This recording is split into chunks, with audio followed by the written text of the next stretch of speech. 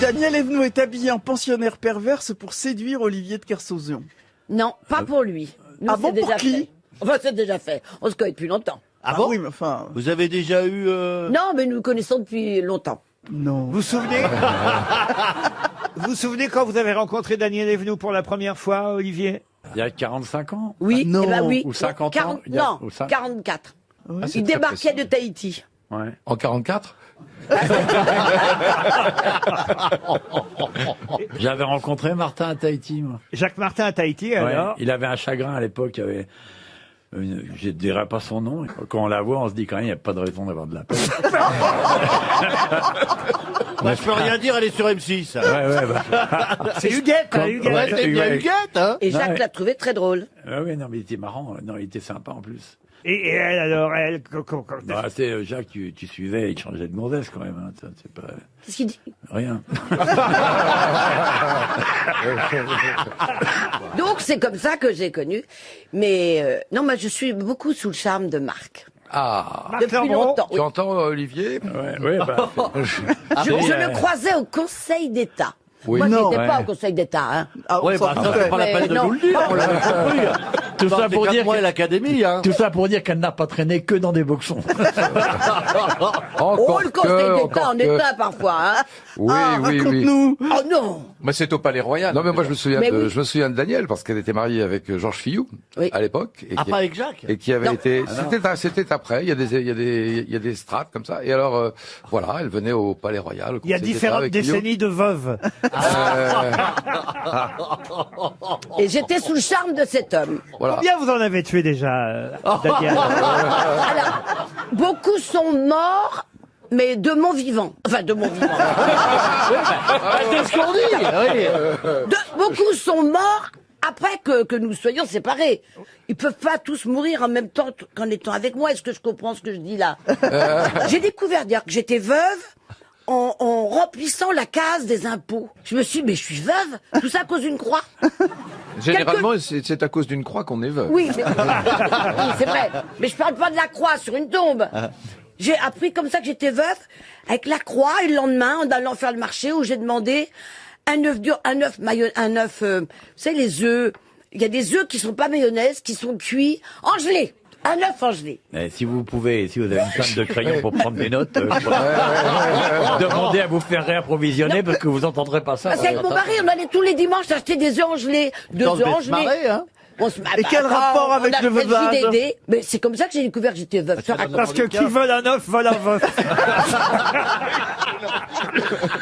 Non mais, on prenait tous les jours 2 œufs, tous les dimanches des œufs en Oui, gelée. bon, puis- première citation pour Thomas Blanchard, qui habite Halluin, dans le Nord, qui a dit « Je parle l'espéranto comme un type du pays Marcel Pagnol. ». Non. Il n'est pas loin, hein. C'est vivant?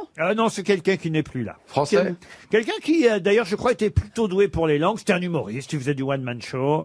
Je parle l'espéranto comme un type du pays. C'est pas pas Raymond des DeVos? proches. Pas Raymond DeVos, mais c'était un de ses concurrents à l'époque. Pierre Doris? Pas Pierre Doris. Quelqu'un qui faisait du one-man show. Et C'est un c'était homme. pas un one-man show avec quelqu'un? Bah non. Ben, Je veux dire, Ah bah finalement, je suis content d'être là. c'est Je vais pas être des brillant frères ennemis. aujourd'hui, hein. On va croire que je suis intelligent. vous vouliez dire quoi? Les frères ennemis, mais ils sont 2. Eh oui. Je suis personne de toute façon. Ils sont morts tous les deux maintenant, mais lui, il est mort aussi en même temps. Mais on connaît son fils aujourd'hui. Galabru. Galabru, non. Robert Lamoureux? Robert Lamoureux, non. Quand est-il mort? Il est mort en 2004. Il faisait de la télé Et aussi. son fils fait du one-man show aussi? Son fils ne fait pas du one-man show, il est plutôt acteur, réalisateur, mais il a fait beaucoup de scènes, beaucoup de théâtre, beaucoup de cinéma, son fils, des feuilletons aussi. Junio? Ah non, il est pas là. Junio, non, il est vivant. Oh bah il va être content, Gérard. Non, mais il a un fils qui est metteur en scène. Oui, bah, Oui, enfin, mais il est il pas est pas mort. Il n'est pas mort en 2004. Gérard, il est pas mort quand même. Alors, si tu nous écoutes, tout va bien. Alors, un type Dites-nous le mort en prénom. Pardon? Le prénom. Et pourquoi pas le nom, tant que vous Ouais, voulez. vous Ou savez, un film qu'il a joué peut-être. C'était un acteur très peu utilisé au cinéma, et c'est vrai qu'on le connaît surtout pour ses one-man shows. Il tournait dans tous les centres culturels, théâtre de la Et ville. il est mort, c'est pour ça que vous nous posez la question. Oui, bah oui. Non, c'est parce que c'est l'auteur de la citation que je viens de vous donner. Je parle espéranto comme un gars du pays. Bon. Voilà. Très joli, hein. Quand même. C'est Alex Métayer. Alex Métayer, bonne réponse réponse de Franck Ferrand. Pardon, monsieur Dodienne, mais je profite de la présence de Franck Ferrand pour poser quelques questions historiques aujourd'hui. Mais vous êtes chez vous. Merci, monsieur Perroni. Je sais que vous aimez aussi vous-même beaucoup l'histoire de France, donc certainement vous J'en saurez suis friand aussi. vous saurez aussi retrouver cette phrase célèbre qui fut prononcée le 21 juillet 1798. Messieurs du haut de ces pyramides, 40 siècles vous contemplent. Excellente réponse de Franck Ferrand. Mais qui c'est qui a dit ça? C'était Bonaparte, en l'occurrence. Eh oui, c'est Napoléon Bonaparte qui a dit ça. Mais alors, il paraît qu'il l'a pas vraiment dit, en fait. Non, on l'a arrangé. Peut-être il a dit simplement, bah dis donc, il y a des pyramides dans le coin. Et ça s'est transformé en ouais. soldat, songez que du haut de ces pyramides, 40 siècles vous contemplent. Non, il paraît que c'est un peu plus tard, en 1801, qu'il y a eu une histoire de Bonaparte qui a été publiée par un auteur anonyme. D'ailleurs, on n'a pas le nom. Et c'est dans... C'était probablement Roederer, mais on ne sait pas. En fait, oui. Parfait. Et donc, c'est dans ce livre, l'histoire de Bonaparte, qu'à un moment donné, il est raconté l'importance et les difficultés de l'entreprise de la conquête de l'Égypte, marquée par cette réflexion qu'inspire le recueillement d'une âme grande et élevée, qui se regarde dans la postérité. 2 points.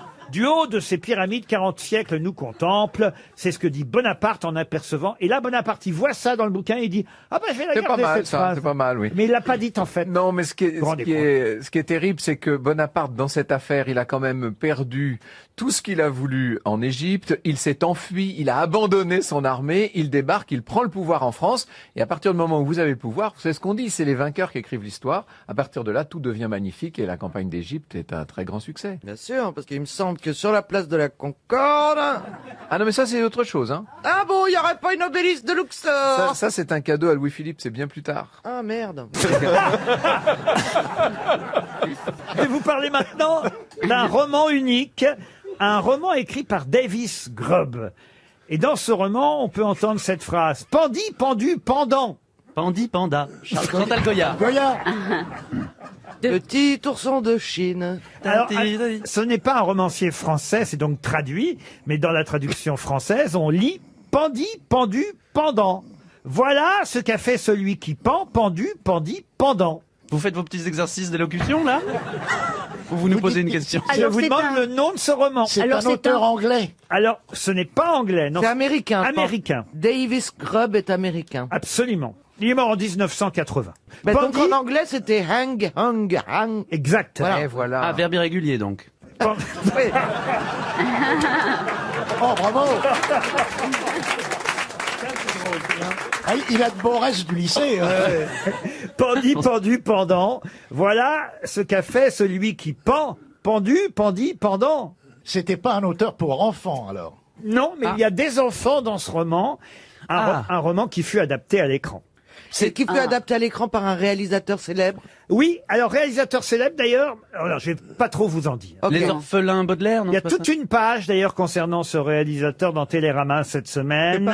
C'est pas le Seigneur des Mouches? Non, et le roman de Davis Grubb est connu parce qu'il a été effectivement adapté au cinéma et ça a donné un film culte. Ben Rambo. Oh, pff, Bah si, c'est un film culte. Voilà. C'est pas Vous les- arrêtez maintenant c'est de pas pas donner les points à comment Caroline. C'est pas Les Yeux de la colline. Les yeux de la colline, non. C'est un film qui date de 1955. Ah oui, Ah oui. ok. Scream. C'est pas la monstrueuse parade. La nuit des morts vivants. La nuit des morts vivants, non. La nuit du chasseur. La nuit du chasseur. Excellente réponse de Franck Ferrand avec Robert Mitchum. D'où le hang. Et oui, ce sont les enfants qui chantent. Les enfants qui chantent Pendi, pendu, pendant, voit ce qu'a fait celui qui pend. Pendu, pendi, pendant, voit le voleur en se balançant. Ils sont poursuivis en plus par le fameux prêtre joué Robert par Mitchum. Robert Mitchum, La nuit de Love and Hate. C'est le film culte par excellence. Charles Laughton, c'est lui, Réalisateur. le réalisateur, c'était un acteur, il n'a réalisé qu'un seul film dans sa vie, c'est La nuit du Il chasseur. avait des mœurs un peu bizarres, Charles Laughton. Ah bon? Oui, on apprend dans un livre qui n'est pas à mettre entre toutes les mains sur les coulisses d'Hollywood qu'il était coprophage, figurez-vous. Vous imaginez ça? Alors coprophage, Alors, c'est quoi? ouais. C'est se taper des momies? Non, ça veut dire qu'il mangeait ses propres excréments. Caca. Oh, faites pas les dégoûter.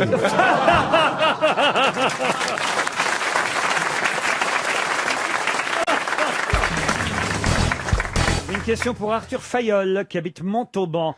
Pour quelle raison l'empereur Caligula gracia-t-il l'esclave romain Androclès? Parce qu'il avait un gros kiki. Ah bah, il n'était du cul, Caligula. Ah bah si. Ah bah moi j'ai vu le film il y a 3 jours. Ah bon? Ah oui, j'ai vu le film il y a 3 jours. Il est très vieux, C'était le un film. pervers, c'était un obsédé sexuel. oui, C'était orgie sur orgie. Il était machiavélique, Non, mais méchant. là, il n'y a rien à voir avec les orgies de Caligula. Il est dans l'arène, il y a les jeux du cirque, il y a un esclave romain qui participe à ces jeux du cirque. Il est normalement condamné à mourir et là... C'était très codifié. Il y avait plusieurs raisons J'ai pour une lesquelles idée. un esclave Quel- pouvait Parce être qu'il a gracié. gagné. Caligula va le gracier. Non, parce que les fauves n'ont pas voulu le manger et il a voulu savoir pourquoi. Alors, un lion n'a pas voulu le manger, ça c'est vrai. Eh bien, ça a intrigué Caligula, il a voulu connaître son Il secret. sentait l'ail. Ça, c'est avec les loups-garous, ça. Non Elle confond les vampires. Caligula et Dracula. Ah ouais. Oh là, oui, c'est vrai, mais vous avez raison. Elle a une culture. Ah non, Alors c'est vrai qu'Androclès, l'esclave romain, a été jeté, enfin devait combattre un lion, et que le lion, eh bien finalement, ne l'a pas mangé, le lion l'a épargné, et il y a une raison à ça. Ok, c'est lui qui Ah, l'avait c'est- nourri la veille il avait- et il lui était avait donné roux. beaucoup à manger. Pardon? Il était roux. Comment ça, il était roué Et, alors et c'est la première fois qu'un lion voyait un roux et ça a une odeur bizarre. Oh, mais mon Dieu. Je plaisante, hein, c'est une boutade. Ouais, ouais, bien sûr. Nom de Zeus. Ah, ben c'est bien, le mec. Il n'y a pas de roux dans la salle, là, non, c'est bon. Non, mais à la fin, il n'y a pas de lion non plus, quoi. C'est parce que les lions étaient son ami? Non. Oui, bien sûr, c'est Parce Ah, qu'il non, était c'est parce que- diabétique. C'est le roi de la jungle. Est-ce que c'est parce Il que était- c'est lui ouais, qui c'est l'avait pas- nourri la veille c'est Alors ça. nourri, non. Il avait une Qui avait maladie. couché avec? Non, non plus. Il l'avait brossé avec une brosse. Ah, on se rapproche. Pas brosser. Il l'a avec une- caressé. Non, mieux que ça. Il lui a enlevé un blessure. Ah non, qui- il lui a comme enlevé un- les moustaches. une Il lui a arme. bouché le Il lui nez. a enlevé Non, les il fils lui a de- enlevé quelque chose qu'il La avait entre les flèche. dents. Mais pas entre les dents, non. Entre Il Il lui les... avait coupé la langue. Mais non. Les griffes. Mais non. La Il tignasse. lui a enlevé quelque chose Dans qui les lui yeux. faisait mal. Il lui a enlevé chaînes, le les petit bout de chaînes. tignasse qui est au bout de la queue. Non, qu'est-ce qu'on fait à un animal la plupart Une du temps? écharde. Alors il lui a Enlever l'écharde avec une pince à épiler. retiré une épine de la patte. Bonne réponse de Chantal là-dessous. Et le lion a épargné Androclès. Caligula a voulu savoir pourquoi. L'esclave lui a expliqué que il avait guéri cet animal en lui enlevant une épine de la patte quelques jours auparavant. Et donc Caligula a dit, puisque c'est ça, vous êtes gracié. Il lui a fait cadeau du lion, d'ailleurs. Il a pu repartir avec le lion, Androclès. Bras dessus, bras dessous. Exactement. Et après, on a vu Androclès se promener dans toute la ville avec le lion, recevant de l'argent des passants. Ah. C'est une belle histoire. Ouais. Ah oui, oui, oui, oui. Si c'est une belle histoire, elle permet de rappeler que avant-hier, pas loin de chez nous, on livrait des esclaves au lion. Exact. Et que c'était un spectacle très prisé. Et Absolument. Tiens, si on allait voir 2-3 gars se faire bouffer, Oui. déchiqueter, ouais, Pourquoi tu ouais. dis avant-hier? Pourquoi tu dis Bah, avant-hier? Ah, je pensais que tu parlais, tu sais, des C'est une tigres. poignée une poignée de siècles, hein, pas Je pensais que grand-chose. tu parlais des tigres qui s'étaient échappés à Paris. Oui, Ah non. il y a quand même 2000 ans, quoi. Ah, bah, c'est rien du tout à l'échelle, Oui, mais avant-hier, à l'échelle c'est une façon de géologique, parler. Titoff. Oui, bien Eh, je sûr. te parle à Mais le l'échelle géologique. professeur Rollin ouais, est à mais l'échelle géologique c'est et toi, tu es à l'échelle minable comme ça, avec la vie quotidienne. Alors, est-ce que je peux raconter une des rares histoires drôles que je connais? Allez-y. Je peux l'avoir raconté ici.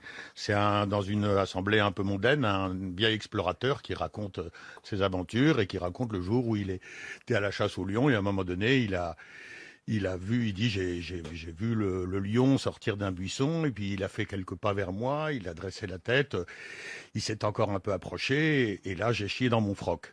Et autour de lui, les braves dames lui disent, oh bah, non, on comprend très bien, hein, je crois qu'on est dans la même situation. Il dit, non, vous avez pas bien compris, j'ai chié dans mon froc maintenant.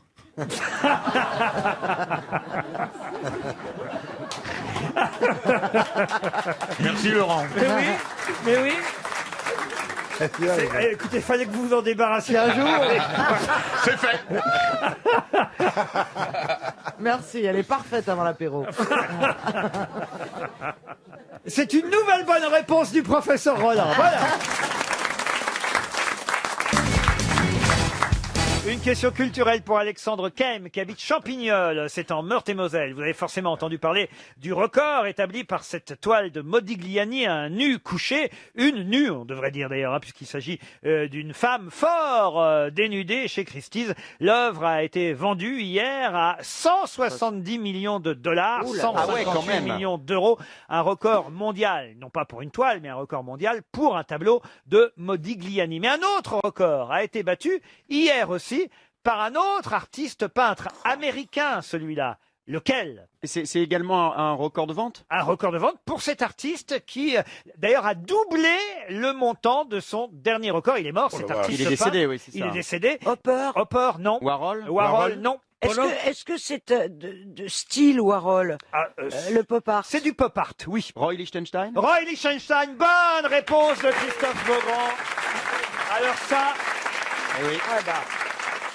Ça, c'est de la culture. Alors là, C'est le plus bravo. connu, Mais j'adore Roy c'est le plus Lichtenstein. C'est le plus connu, c'est le plus connu. Oui. Écoutez, citez-moi alors une œuvre de Roy Lichtenstein. Alors, vous avez une femme avec une grosse larme voilà. qui pleure En fait, c'est- sur un fond quadrillé. En fait, ce sont ces tableaux qui ressemblent à des cartes, à des bandes dessinées, Un des peu de la comics- bande des- dessinée. des Mickey, comics. je crois, il Ça, a fait- ça ressemble à des comics américains. Voilà. C'est pour ça. Exact. Un record mondial tombé à 95 millions de Oh là dollars. là. Eh ouais. Oh la vache. Et moi, je m'étais fixé 70 millions, je m'étais dit, j'irais pas au-dessus. C'est dommage, hein. Presque le double du précédent record pour ce maître du pop art américain que tout le monde ne connaît pas encore, faut bien dire ce qui est. C'est beau. Ça, c'est vendu 90 millions de dollars. Oui. C'est joli. hein. On Oh, appelle ça putain. placer son argent au Liechtenstein. Mais c'est vraiment le style bande dessinée. Alors évidemment, certains vous diront, ça vaut pas un Modigliani. Ben non, justement, effectivement, ça vaut pas un Modigliani puisque Parce que c'est moins le cher. Modigliani a été vendu plus cher. Voilà. Mais- Quand on pense que Modigliani, pour bouffer à Montparnasse, allait essayer de vendre des dessins aux tables de resto et que la plupart du temps on lui disait voilà 5 francs pour bouffer mais gardez votre dessin. Ah oui, c'est vrai. C'est quand même extraordinaire. Mais il s'est suicidé. Et sa femme s'est suicidée enceinte de 8 mois tout de suite après. Non mais c'est affreux. quand Il vois- s'appelait Jeanne et Buterne. Oui, Quand tu bravo. penses qu'une case d'Hergé Tintin, une case vaut aujourd'hui 2,5 millions. Oui. C'est Non. vendu 2,5 millions, Ah ouais. oui. Ah mais moi Une je regarde case. tous les albums de Gueluc Ah bah moi aussi. parce que je me dis on sait jamais quand je serai vieux. Moi aussi. Ah ouais. Et lui aussi. C'est déjà bien C'est commencé, surtout quand il sera J'ai- mort que tu vas gagner du blé. C'est ça. J'espère juste qu'il va mourir avant moi, Gueluc.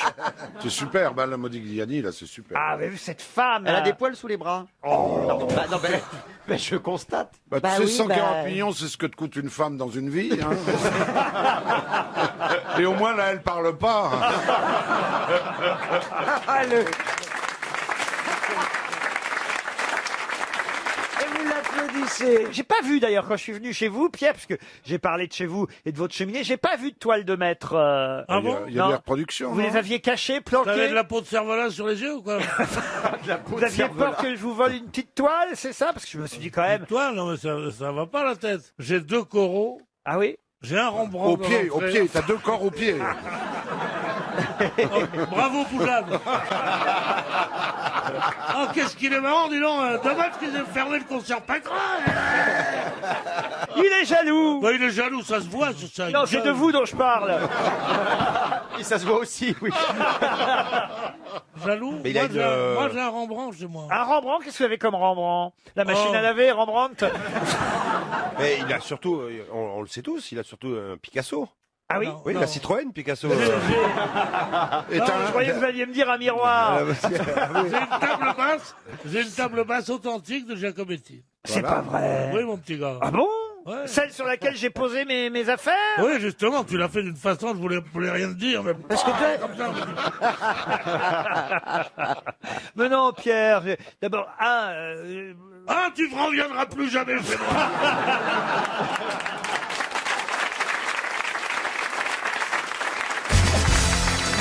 une question pour Ludivine Trégaro, question culturelle, historique. Je compte évidemment sur notre académicien. Napoléon? Non. Monsieur, pourquoi vous dites Napoléon? Bonaparte. Oui, d'accord, mais quel rapport? Parce que Bah, je il n'ai avait pas... un Bonaparte, Napoléon. Oui, ça va, oui, enfin, On a- vous nous la faites à peu près une fois tous les 15 Ouais, jours. mais c'est pas Guillaume qui le ferait, ça. Hein. Pierre Dac l'avait fait en 1928. Bah attends, on m'appelle le nouveau Pierre Dac. Hein. Oh. Ok.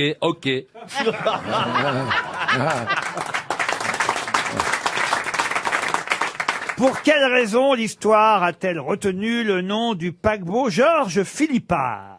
Philippard? Oui, Georges Philippard. Parce qu'il avait voulu. Est-ce que c'est parce C'était que le Titanic. Parce que Le Albert, Titanic, non. Albert Londres, l'écrivain, est mort dans le naufrage du Georges Philippard. Est-ce que c'est la réponse? Excellente réponse de Marc Lambron. Bravo. Albert Londres revenait de Chine, hein, d'ailleurs, quand il a été victime de ce naufrage, cette catastrophe. Comme quoi, il n'est pas arrivé à pied. Alors, on ne sait pas s'il est mort dans l'incendie ou mort noyé, puisque... Les deux. Le bateau a pris feu, il a coulé. Alors, bon, Mais certains parlent même d'un assassinat. Non. Non. D'un attentat qui aurait... Non, pas du tout. Non, je crois que c'est... Parce qu'il aurait découvert un grand scandale en Chine d'armes, de drogue, et que, voilà, il se serait mêlé des affaires chinoises. Absolument. Et donc, on aurait sacrifié le bateau en entier, tout simplement. C'est exagéré. Pour éviter un reportage d'Albert Londres. Eh ben si. Mais vous savez, sur les grands naufrages, il y a souvent une anecdote un peu déplorable qui circule. On dit que pour le Titanic, il y a un type qui était au bar, on lui avait mis des glaçons dans le whisky, il dit j'en veux un plus gros de glaçons. Et l'autre lui a dit, eh ben tu vas l'avoir. D'ailleurs, je tiens à dire, cher Philippe, que je crois que cette année, vous n'avez pas encore sacrifié à la fameuse tradition de la blague sur Titanic, et je crois que Marc Lambron, en plus, ne la connaît pas non plus. Ah non. Ah, mais je pense que Stéphane Plaza la connaît pas non plus. Alors, je crois que c'est le moment, sous les hurrahs du public, une fois par an, Valérie, vous la connaissez forcément, Caroline aussi, parce que ça fait à peu près 25 ans qu'une fois par an, C'est la même qui raconte. je réclame cette blague à Philippe Gueluc, et c'est peut-être une des blagues qui me fait le plus rire au monde. Alors allons-y, Philippe. Je crois que je l'ai inventé même dans une de vos émissions. À France Inter. À France Inter. Et Absolument. on l'a fait à Europe 1. D'ailleurs, ça a coulé partout où on est passé après. Mais toujours à votre demande. Jamais je ne veux la Je poser. vous en prie, Mais donc, monsieur. souvenons-nous que lorsque le Titanic a heurté l'iceberg, il a commencé à couler. Et que les gens, sur le pont, les hommes ont chanté plus près de toi, mon Dieu, jusqu'au bout, avec l'orchestre qui a joué la musique jusqu'au dernier moment, tant qu'ils ont pu. Et donc, j'ai récupéré la bande-son de cet instant tragique. Et donc, on entend les gens qui chantent plus près de toi, mon Dieu, plus près de toi. Et ça chante, et ça, c'est très émouvant. Et puis, le bateau s'enfonce dans l'eau. Et puis ça devient plus près de toi, mon Dieu.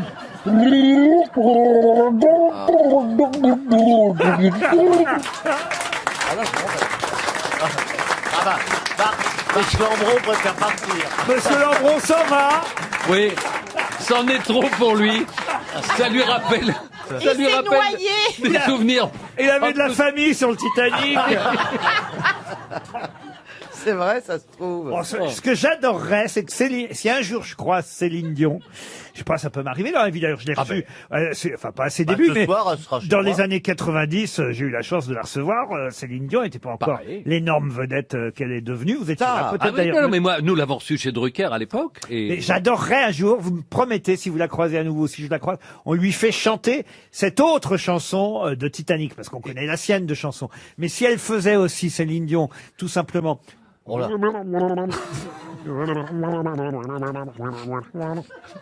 D'abord, ça lui rappellerait quand elle mettait les dents de René dans le verre. Ah ben vous savez comment la faire venir. Ah ben si elle nous écoute, elle va venir. L'iceberg lui rappellerait le congélateur où se trouvent encore leurs prochains enfants. Oh non, vous touchez pas à ma Céline. Je l'adore. Non, mais... Vous savez pourquoi, dans ses derniers concerts à Céline Dion, je crois qu'elle doit être horrible. il n'y a pas ses derniers tubes, parce qu'elle emmène jamais ses enfants avec elle. Ah, je la connais. Ah, elle est bonne. Elle est bonne. Ah, elle est bien. Vous laissez Céline tranquille. Une question pour Nathalie Marcinkowski. Elle habite Cestas, c'est en Gironde. Et la question concerne la chanson, célèbre chanson de Serge Gainsbourg, Le point sonore des lilas. Vous savez, des petits trous, toujours des petits trous. Cette chanson a été interprétée aussi par les frères Jacques, qui furent parmi les premiers d'ailleurs à l'interpréter. Mais j'ai bien dit qu'ils furent parmi les premiers, mais pas les premiers.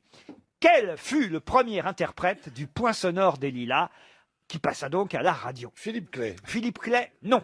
Michel Arnaud. Michel Arnaud, non. C'était un homme? Un homme, oui. Guillaume Pépi. Vous confondez avec Joe Dassin. Est-ce que c'est un chanteur qui est resté connu Oui, au c'est cours un des chanteur années qui est resté connu. Qui est Hugo Frey. Et c'est Hugo Frey. Oh, Bonne réponse de Pierre Bénichou. Comment vous savez ça? Parce que je suis imbattable sur cette époque-là, parce qu'on en était copains. et Hugo Frey et Gainsbourg et moi. C'est chez Miller-Larsouille, hein, on est en 1958, un cabaret rive gauche, je sais pas si vous y étiez, Pierre, mais manifestement oui. Serge Gainsbourg est pianiste d'ambiance, il chante de temps en temps, et c'est là qu'il entend, effectivement, Hugo Frey entend la chanson et il demande à Serge Gainsbourg de pouvoir lui emprunter cette chanson pour participer à un concours sur une radio, et il chante Le Point Sonore des Lilas. J'ai même la version d'Hugo Frey. Il chante quand même ce célèbre tube. Mais c'était pas chez... Ils chantaient aux Trois Baudets également, non? Ah, ils ont chanté dans différents... Quel producteur? C'était Canetti. Canetti était le producteur. Ils ont chanté dans différents cabarets. Et parmi ceux qui ont interprété cette chanson par les premiers, il y a les frères Jacques aussi. Mais il y a aussi un travesti, puisque vous semblez tout connaître, cher Pierre Bénichou. Peut-être avez-vous connu le travesti Lucky Sarcel. Il t'a pas poinçonné au lilas, lui? Ben, je vous jure, Lucky Sarcel. Alors ça, j'aime pas beaucoup, là. T'as connu Marilyn Aubervilliers? Non, mais je vous jure que c'est vrai. Hein. Tu te souviens pas de celle qui était à l'Alcazar, la Pavlova, là, tu te souviens pas? C'est pas vrai. Oui. Ah, mais je me souvenais plus d'elle. Vous vannez là ou pas? Ou c'est vrai? Mais c'est vrai. Non, c'est vrai, bien Il sûr. était surnommé, Lucky Sarcel, la seule chanteuse qui chante avec ses jambes. Mais Oui, il avait des jambes magnifiques. Il avait des jambes magnifiques, un peu comme le jeune homme là qui a des très jolies chaussures là.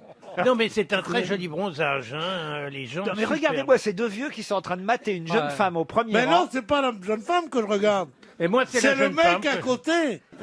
Quel salaud. Mais c'est qui ce monsieur que vous connaissez? Non, c'est la jeune femme qu'on regarde. Mais non, toi, tu regardes qui tu veux, il y en a marre, hein. Mais je regarde qui je veux, oui, c'est vrai. Vous inquiétez pas, ils vous feront pas de mal. Hein. Oh. Je pense qu'elle... Va savoir, l'autre jour, j'ai failli en faire une, et ce con-là, il n'arrivait pas à la tenir. Ça va pas, non? Oh là, les pervers pépères. Alors elle se débattait forcément, elle dit mais tiens là, j'ai pas la force. Tu penses jaloux comme il est. Mais c'est n'importe quoi. J'ai honte. Une question pour Joël Pierre qui habite Ozoir-sur-Loire. Quelle célèbre statuette peut-on voir au 263 Prison-Gracht, adresse de la célèbre maison d'Anne Frank? Un Oscar. Un Oscar? Bonne réponse de Philippe Manœuvre. Un Oscar. Parce que pour le film. un acteur qui a joué le journal d'Anne Frank l'actrice a obtenu un Oscar pour sa performance. Elle a décidé que cet Oscar ne lui revenait pas vraiment. Et elle l'a fait mettre devant la maison où se cachait Anne Frank à Amsterdam. Excellente réponse de Philippe Manœuvre. Alors là, mais il n'y a pas de discussion, là, t'as vu, là? Là, il n'y a pas eu de... J'ai pas laissé, j'ai pas laissé, je me suis dit... Je me demande si c'est pas une question que j'aurais pas posée sur la croisière des grosses têtes. Il s'en souvient. C'est dégueulasse. D'un seul coup, je me rappelle que j'ai déjà posé cette question. le salaud. Et je pensais pas, Ah et j'avais oui. oublié qu'il était là, lui. Eh oui. Ah, le salaud. Le salaud. Vous ouais, avez c'est vu vraiment comment un il l'a salaud. fait, genre, Ah je oui, le sais oui, depuis oui, longtemps. oui, oui. Ah ouais. Alors qu'il l'a appris il y a 1 mois et demi. Voilà. Mais c'est hyper long. C'est quoi ça, la croisière des grosses têtes? Excusez-moi. Une fois par an, on fait une croisière. Et ça va où? Ça va dans quel endroit? Mais ça va d'un port à l'autre. Oui, mais dans quelle région? Là, c'était dans le nord. On est parti du Danemark, on est descendu en Écosse et on est reparti en Hollande. Donc c'était génial. C'est cool. Non, alors c'est super. Le bateau est magnifique. C'est Olivier de Kersauzon lui-même qui a supervisé le bateau. Non, déjà, c'est dire à quel point. Et d'ailleurs, je rêve d'aller sur le prochain bateau qui va être un brise-glace. Et on fera la croisière des grosses têtes à bord du brise-glace. Pour aller dans l'Antarctique. Pour aller dans créer un de la bateau publicité. spécial. Je vais poser ma De la candidature. publicité. 6 casse-couilles sur un brise-glace. Ah, vous venez, Ariel? Ah oui, il y aura des ours blancs et tout. Non, Oui, je veux oui. bien, Ah, je veux bien. faut qu'on se dépêche, hein. Ouais. Ah oui, c'est vrai. J'aimerais ouais, bien ouais. voir ça avant que ça fonde. Ah, vous voulez venir? Moi, j'aimerais bien. Ah, mais vous avez fait la première, Oui, vous? c'était génial. Ah, bah, voyez. Vous On a avez été fait en combien, Écosse, vous on a été en Angleterre, on a été en C'est Irlande. Manœuvre qui C'était vous a génial. remplacé cette année. Mais pourquoi Oh, le jamais salaud. on m'invite, moi? Bah, parce que, franchement, Pierre. Vous allez il va râler tout Vous le temps voulez que du je vous le début dise, jusqu'à la Pierre? fin. Oui. Mal de Enfin, mer. Il va râler. Vous n'êtes jamais content. On va pas vous foutre sur un non. bateau pendant 8 jours à râler. Quand vous... Ils vont tous se jeter à l'eau. Au fur et à mesure. Franchement, Il sera tout seul. si on va vous mettre... Maintenant, c'est trop tard, j'irai pas. Non, mais vous me demandez l'explication, je vous la donne. Oui, mais comme vous allez aller voir le capitaine, vous allez dire, ouais, la cabine est trop petite, là, je mesure tant, là, j'ai pas la vue sur la mer. Bon. Sur un bateau. Et vous trouvez que c'est grave? Vous voyez, quand même. Mais si vous insistez. C'est vrai que la dernière fois que j'étais voir une comédie musicale, qui je vois en train de râler dans la rue et qui se casse à l'entracte, Pierre Bénichou. Quelle comédie musicale? Oh, c'est de la merde, machin. C'était Grise. Vous avez tellement peur d'être un jour dans la merde. Mais ça va vous arriver. Que chaque fois vous dites, si j'avais joué dans cette pièce, j'oserais pas dire que c'est mauvais. Alors vous dites, c'est bien, hein. Oh, ils sont bien. Oh, il y a quand même très peu de chances c'était qu'on pas prenne mal. Elie Moon pour le rôle de John Travolta. Oui, vous voyez. 9 spectacles sur 10 sont nuls en France. Oh, faut pas exagérer, Pierre. Si, à J'ai part vu plein de toi. bons Non, spectacles. Non, pas non, de 8 sur 10. Oui, Ah ouais. Non, vous êtes dur. Oh, j'ai vu plein de bons spectacles. oui, de temps en temps. Alors les films, c'est honteux les films. Avant les films, c'était des genres de l'État à des experts, à des artistes, chose qui avait quelque chose à raconter. On mettait 10 ans pour faire un film. Tandis que maintenant, le mec arrive et... Combien de films t'as mis en scène, toi? Moi Oui. 4.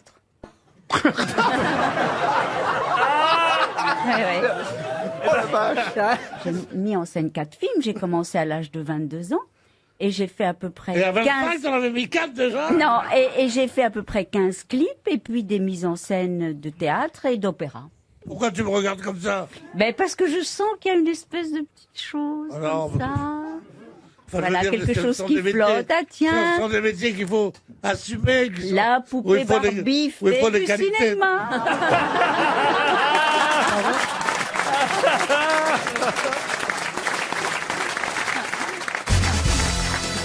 Une question pour Paul Darandovas, qui habite Narbonne. Et là, Jérémy, vous pouvez répondre parce que c'était Ah bah, dans la c'est- presse. enfin, c'est pour toi. C'était dans la presse aujourd'hui. Et là, il suffit d'avoir lu les journaux pour savoir ce qui est interdit chez nous en France, mais encore autorisé en Finlande, en Hongrie et en Roumanie. Cracher par terre. Non. La masturbation. Ah non, pas la masturbation. Ça, c'est pas interdit chez nous, la masturbation, comme ça. À l'académie. Ça dure plus longtemps. Elle est intellectuelle À chez vous. l'académie, il y a longtemps que vous branlez rien. Ben, excusez-moi. C'est-à-dire qu'on peut. On ne peut plus. Parce qu'il y a encore des érections à l'académie. On ne peut plus. Tardive, oui. Alors là, écoutez, on parle pas de masturbation, mais ça a un rapport avec le sexe tout de même, comme dirait Stéphane Plaza. voyez. Ah bon? Elle a fessé. La fessée, non. La zoophilie. Pardon? La zoophilie. La zoophilie. Excellente réponse de Florian Gazan. Eh oui. Attends, c'est pas interdit dans des autres pays? Eh non, il y a- Non, mais c'est une catastrophe. Il y a une page entière aujourd'hui dans le Quelle Parisien horreur sur la zoophilie. Il y a une jeune femme qui d'ailleurs chasse les zoophiles sur Internet. C'est sa passion, elle. En fait, elle est zoophiliophile, vous voyez. Mais non, mais elle les chasse pour les combattre. Et d'ailleurs, elle a demandé à un député de la République En Marche qui s'appelle Dimitri Houbron d'améliorer la loi pour condamner avec une forte peine de prison ceux qui pratiquent la zoophilie. Mais sachez que dans certains pays, comme la Finlande, la Hongrie, la Roumanie, la zoophilie n'est même pas interdite. C'est quand même assez fou. Non, mais peut-être qu'elle n'est pas pratiquée. Elle n'est peut-être pas pratiquée. Ah bah elle est pratiquée partout. Il y aurait des dizaines de milliers de zoophiles chez nous en France. Mais Ariel, vous n'avez pas des poissons rouges chez vous? Et on les voit dans l'amour et dans le pré, hein. Mais quelle horreur! Comment ça Là, par quand exemple- elle les traque, elle se fait passer pour un petit panda, je comprends Ben pas. non, mais elle fait semblant d'être elle-même aussi une petite adepte biche. à la zoophilie. Elle est tombée, par exemple, sur un jeune chien qui était sur le dos, forcer le chien de copuler avec la femme assise sur lui. Elle dit, je n'ai pas pu aller jusqu'au bout, vous voyez. Et ça Oh m'a- là là! Et elle a regretté. Quoi, oh là là, Mais quelle horreur!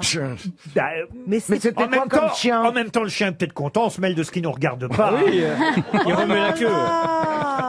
Mais c'était quoi comme race? C'est dégueulasse! L'être humain est On ignoble. raconte aussi dans le, Ignoble. dans le Parisien aujourd'hui le propriétaire d'un chien mâle bouvier bernois qui a passé cette petite annonce sur Internet. Non, le maître.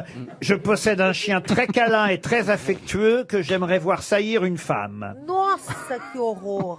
Qu'est-ce que vous dites? Quelle horreur. Ah ben, Mais alors, Ah, jusque- je l'ai pas vu. La photo du chien, pourquoi tu dis quelle horreur? mais Vous croyez qu'il y a des sites de rencontres Mais zoophiles jusqu'où Bah oui, le fond. s'étend l'espèce? Est-ce que les insectes sont interdits aussi?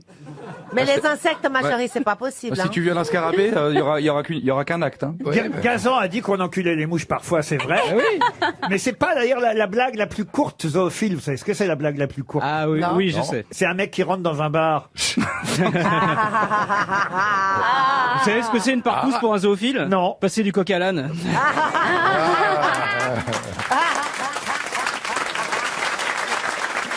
J'ai même vu l'autre jour un type qui prenait son élan. Donc vous avez un stock de 20 zoophiles. Alors, je suis allé sur Internet pour voir s'il y avait des blagues zoophiles que je ne connaissais pas. Ah oui. Et pas tant que ça, en fait. Et ça vous a pas inquiété? Si, il y a quand même celle du scatophile, du sadique, du psychopathe, du zoophile, du nécrophile et du masochiste qui sont réunis dans une soirée. Vous la connaissez, celle-là? Non. Alors, il y a un chat qui passe dans la pièce où il y a un scatophile, un sadique, un psychopathe, un zoophile, un nécrophile, un masochiste. Le scato, il dit, ah, mangeons les crottes du chat, mangeons les crottes du chat. Le psychopathe, il dit, oui, mais avant, on le tue, le chat. Le sadique dit, ok, mais on le torture d'abord. Le zoophile dit, d'accord, mais on n'oublie pas de lui faire l'amour. Le nécrophile dit, ok, mais on lui fait aussi l'amour après l'avoir tué. Et là, tout le monde se tourne vers le masochiste et lui dit, et toi, tu veux quoi? Et le masochiste fait, miaou.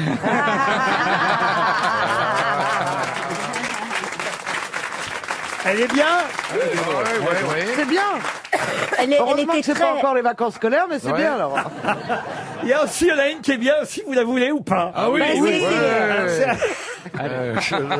C'est parce que Jean-Marie Bigard n'est pas là, alors je suis bien obligé quand même de le remplacer. C'est un type qui est sur une île déserte parce que, évidemment, le bateau a échoué, son bateau a échoué, il se retrouve sur une île déserte. Mais ça va, parce que sur l'île, il y a tout ce qu'il faut en termes de nourriture, voilà, pour ce qui est de la consommation et même d'ailleurs d'eau, parce qu'il y a une source avec de l'eau fraîche. Donc, pour ce qui est de manger et de boire, aucun problème. Bon, mais évidemment, au bout de quelques semaines, c'est surtout le sexe qui commence à manquer. Et il se trouve que, heureusement, il y a aussi des tortues. Non, des chèvres. Des chèvres. Des chèvres. C'est comme des tortues avec des cornes, tu vois. Parce qu'une tortue, c'est plus compliqué, vous voyez, Ariel. Tandis qu'une chèvre, bon, évidemment, ça lui vient à l'idée, mais pas de chance, parce qu'il sait pas pourquoi, mais il n'y a pas de berger, mais il y a un chien qui garde le troupeau de chèvres, et dès qu'il tente de s'approcher d'une chèvre, évidemment, la première fois il essaye, paf, il y a le chien qui lui mord le mollet. Alors, il essaie de progresser, il essaie de contourner le chien. Deuxième jour, et là, il s'approche enfin du derrière de la chèvre, et là, il se fait mordre les fesses par le chien. Et ça dure comme ça pendant des semaines. À chaque fois, le chien défend bien les chèvres, c'est son boulot au chien en même temps. Et le type n'arrive pas donc à se faire une chèvre. Heureusement, son problème va vite être réglé parce que il y a un deuxième naufrage, c'est une région très dangereuse. Et là, surgit d'un bateau qui vient de couler une femme telle Baudérec, des seins, mais alors comme on n'a jamais vu. Des obus. Des obus, Ariel. Merci de m'aider. Merci de m'aider. Ah oui. Un sexe, mais incroyable, un sexe féminin ouvert à l'aventure. Elle est entièrement nue, blonde, des cheveux jusqu'aux épaules, dorée par le soleil sur le bateau qu'elle fréquentait depuis des semaines et des semaines. Elle est magnifique. Et là, Magnifique. Enfin, mais c'est génial. Le mec est super content. Il dit, vous pouvez aller promener le chien.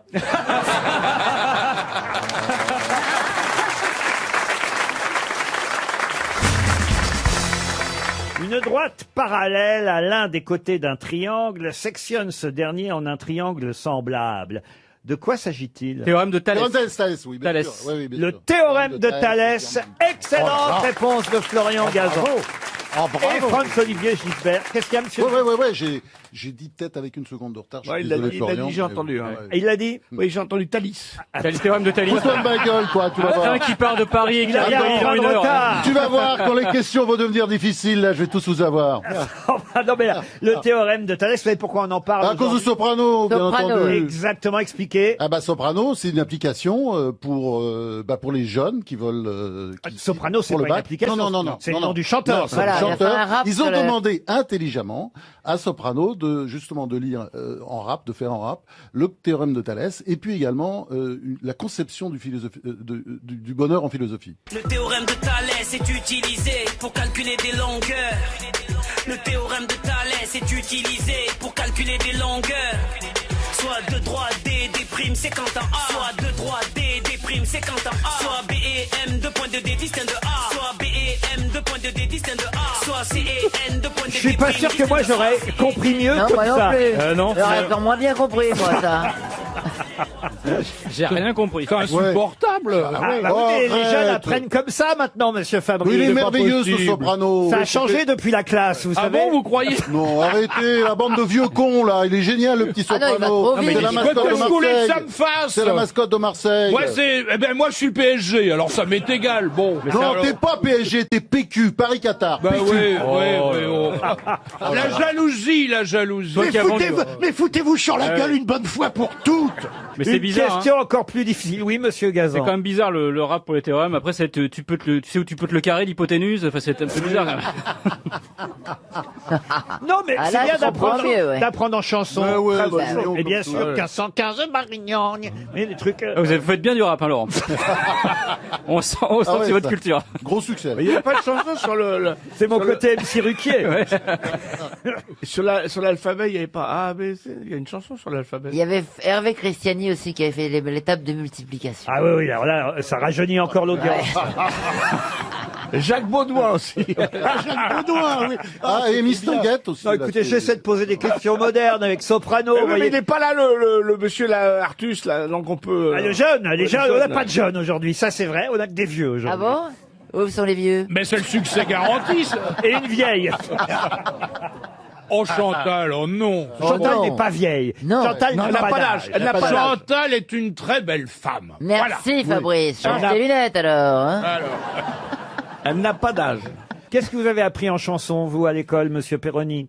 Quand j'étais petit garçon, je me plottais les roustons. Oh non, non, oh non, non, non, non, non.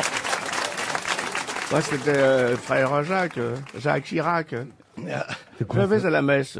Pour montrer mes fesses. Draguer les gonzesses.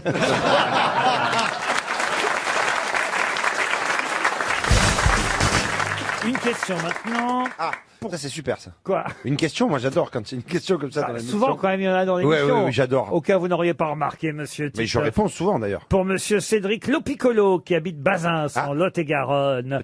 De 1964 à 1970, on l'appelait la Robert Hayé. Mais à partir de 70, comment s'appelait-elle? La Robert, comment vous écrivez Hayé? La Robert à l'huile? Non, Robert Hayé. Comment ça s'écrit Arlette Laguillet? Non. C'est une femme. Comment vous écrivez Hayé? H-A-I-2-L-E-T. Est-ce qu'il s'agit d'une épreuve sportive? Du tout. Jusqu'en 70, depuis 1964, on l'appelait la Robert Hayé. Et depuis, vous la connaissez sous un autre nom. Donc, depuis maintenant 48 ans. Mais attendez, Robert est une femme? Mais non, c'est pour ça que c'est une épreuve, c'est quelque chose, c'est un objet. Oui, c'est pas style la Robert, c'est pas un truc qu'on a C'est féminisé sportif, quoi. non, c'est pas- ah, la C'est pas la Robert Robert à Hayé. l'ail Oh, ou la la Robert à la Robert, oui. moutarde. C'est enfin. sportif, Laurent? Alors, il y a du sport là-dedans, oui. C'est un dictionnaire. Mais pas forcément. C'est un endroit. Un endroit, non. Une course. Non. épreuve. Mais après, elle s'appelait comment? Ah bah c'est ça c'est la la question. question. C'est un rapport avec Noël? Avec Noël? Avec Noël, non, mais on peut vous en offrir pour Noël. Et vous dire, Ah, ça tiens, s'offre. si on vous en offre à Noël, vous direz, ah bah tiens, avant 70, ça s'appelait les Robert Hayé. Ah, et ça existe toujours? Oui. Ça coûte combien, dites donc? Oh, bah ça coûte un certain prix quand même. Hein. Ah oui. Mais genre, donnez-nous une fourchette. Oh bah, Donnez-moi un couteau. je sais pas moi combien ça peut coûter le prix de ça. Non mais c'est Ça genre... se mange- Est-ce que ça se mange? C'est pas les C'est calendriers un de l'Avent. presse échalote? Un prince échalote. Ah, dis donc, Bah, tu parce fais, que- tu fais pas des cadeaux de chiottes, hein? Mais non, mais parce que je pensais à l'ail. Oui. Ah, c'est avec Robert un- Hayé. Ça- Et La après, Robert ça serait Hayé. ça appelait la Robert Oignonnée. Mais oui, non, mais Échaloté. c'était pour changer de condiment. Ça peut se mettre au pied du sapin ou pas? C'est assez petit. Ah oui, alors Oui. là, c'est même fait pour ça. Est-ce que ça tient dans la main? C'est le trépied qui Eh ben tient le maintenant, ça sapin. C'est un s'appelle sac les à sapin. santons. C'est Non, les quand je toiles. dis c'est fait pour ça, c'est Ah. pas fait pour ça, mais on le. C'est le genre de cadeau qu'on fait bien à Noël. C'est sympa. Non, mais qu'on peut mettre au pied du sapin, oui. Chaussettes. Des chaussettes, non. Bah, est-ce que c'est la crèche? Et avant, ça s'appelait la Robert Hayé. Ça n'a aucun rapport. Parce que Jésus s'appelait Robert Le Hayé. petit Jésus dans la Robert Hayé. Est-ce que c'est une montre? Non, du tout. Est-ce que ça tient dans la main comme objet? Ah, c'est une guirlande guirlandes? Non, c'est Est-ce pas que une guirlande. vous, on vous en a offert, Laurent? J'en ai eu, oui, des Robert Ayer. Oui. Et elles sont où maintenant? Mais évidemment, elle s'appelait pas Robert Ayer parce que moi j'ai eu. Après 70. Des pantoufles. Des chaussettes. Des pantoufles, non. Des chaussons. Des chaussons. Mais on se rapproche déjà. Des chaussons, non. Des charentaises, chaussures c'est pas alors, con. des chaussures. Des chaussures. Alors c'est des chaussures, oui, mais. Des sentières. Des Des bottes, des sabots. bottes. Des tongs. Des sabots. Mais comment s'appellent les Robert Ayer aujourd'hui? Les tongs, les crocs. espadrilles. Les espadrilles. Les espadrilles. La tropézienne. Des cuissards dans vinyle noir. Les moon boots. Moon boots, non. Les tongs. Les bottines. Eh ben, Les crocs. les sabots, je vois pas. Les après-ski. Les après-ski, non. Les avant-ski. Les pendants-ski. Des Todds. Les Todds, non. Stan Smith. Les Stan Smith. Bonne réponse de Laurent Baffy. Pardon. Alors, vous pouvez mais nous non. expliquer? C'était un tennisman français, Robert Ayer. Mais c'est pas une marque, c'est la marque c'est Adidas. Robert Ayer, Modèle. c'est un joueur français de tennis. Et au départ, Adidas a lancé une série de chaussures qui portaient le nom de Robert Ayer, qui a été le concepteur de cette tennis Adidas. Et puis dans les années 70, c'est devenu la Stan Smith suite à l'accord avec un joueur de tennis américain. En fait, ça a d'abord été un joueur de tennis français. Puis quand ils ont vu qu'ils en vendaient pas, ils se sont dit, on va prendre un joueur connu. Mais c'était des chaussures formidables pour faire caca. C'est un classique. C'est un classique dans la sneakers. C'est vrai? Oui, mais parce Oui, que d'ailleurs, elles avaient j'ai plus de 120 paires de sneakers. C'est pas vrai. Si. De sneakers, vous Je suis un dites? sneakers addict. Alors, mais pourquoi que ça vous sert toutes ces chaussures? Ben, je sais pas. Il les donne au rond-point. Tous ces slips, c'est pour les changer. Enfin, je sais pas. Mais il en a pas 120, il en a pas 120. Vous n'avez que 2 pieds, voyez. Oui, mais c'est un objet, voilà. Mais je chine des paires rares, des trucs. Ouais, Ah, j'en connais d'autres qui font Il y a ça. un vrai marché. Ça alors, c'est marrant cette Incroyable. folie alors. Ouais, c'est. Normalement, c'est les femmes de dictateurs qui collectionnent les chaussures comme ça. Ma femme s'appelle Nasrallah en plus, donc ça tombe bien. C'est quand même un Parce que des. vous êtes marié, monsieur Artus? Je suis en train, mais surtout Nasrallah, c'est quand même le patron du Hezbollah, donc c'est pas mal. Je suis quand même un peu une femme de dictateur. Et tu vas te marier vraiment? Voilà. C'est gênant, arrêtez. Je vais pas pouvoir baiser tout le monde, hein, si c'est ça la question. Ah, déjà, avec Valérie, déjà, t'as du boulot. Hein. Comment ça, t'as du boulot? Tu m'expliqueras, j'ai pas compris. Mais c'est surtout avec cette voix, mes voisins auront tellement l'impression que je fais l'amour à un enfant, moi j'ai pas très envie. T'es tellement appétissante. Bah, faites, c'est Noël, C'était pas une remarque. Mais non, mais c'est vrai que vous avez une C'était jolie- pas méchant. C'est vrai que vous avez, au contraire, on est en train de dire que vous avez une voix d'enfant, Valérie. Il a peur que si il vous fasse, si vous faisiez l'amour et que vous criez avec votre voix un peu adolescente, les voisins se demandent ce qui se passe chez lui. vous voyez. T'inquiète pas, j'ai autre chose que c'est pas des enfants. Hein. Quelqu'un a compris la phrase? Sauf toi. Mais les remarques. Moi j'ai compris le sens, je peux te dire. Ah, voilà, Eric, il a Non compris. seulement elle a la voix, mais le vocabulaire. J'ai bien compris le sens, je peux Non, te dire. enfin, je veux dire, j'ai mes nichons, c'est pas des nichons d'enfants. hein. Ah, c'était ça. Là, c'est plus clair. Et la question porte sur Isabelle la catholique, connue aussi sous le nom d'Isabelle Ier de Castille. On est là effectivement au XVe siècle, là, en Espagne. Et Isabelle la catholique, c'est à elle qu'on doit un changement de règles. Elle a fait changer les règles de quoi, Isabelle la catholique? Les femmes peuvent conduire maintenant non, mais avec un cheval à l'époque. à la Régence ancienne. Ça a un rapport avec les femmes, avec les droits des femmes? Non, ça a un rapport direct avec elle, Isabelle de Castille. C'est un changement qui ne concerne pas, du coup. Ça ne concerne qu'elle. Ah non, ça nous concerne tous Aujourd'hui, aujourd'hui. il y a une influence. Ça concerne le langage. Le langage, non. Le mariage? Le mariage, non. Mais ça concerne les hommes et les femmes ou que les femmes? Oui, ça concerne tout le monde, tous ceux qui connaissent les règles de quelque chose qu'elle a changé elle. Les règles de bienséance. Non. C'est un jeu? Ah, c'est un jeu, oui. Un jeu d'échecs? Connu? Ah, alors, elle a changé les règles du jeu d'échecs. Alors, qu'est-ce qu'elle a changé? Elle a mis le fou à la place du roi, Non. ou de la dame à la place de la reine. Eh oui. Elle a mis la reine au-dessus du roi. Oui. Alors, expliquez. Oh, ben, j'en sais rien, je joue pas aux échecs, mais ça ressemble à ça, non? Je vais vous accorder la bonne Merci, réponse, Michel Laurent. Bernier. Bravo. Bravo Michel. Bravo. C'est-à-dire que le roi ne peut plus sauter la reine. Aux échecs, la reine peut se déplacer aujourd'hui dans toutes les directions et le nombre de cases qu'elle veut. Mais ça n'a pas toujours été comme ça.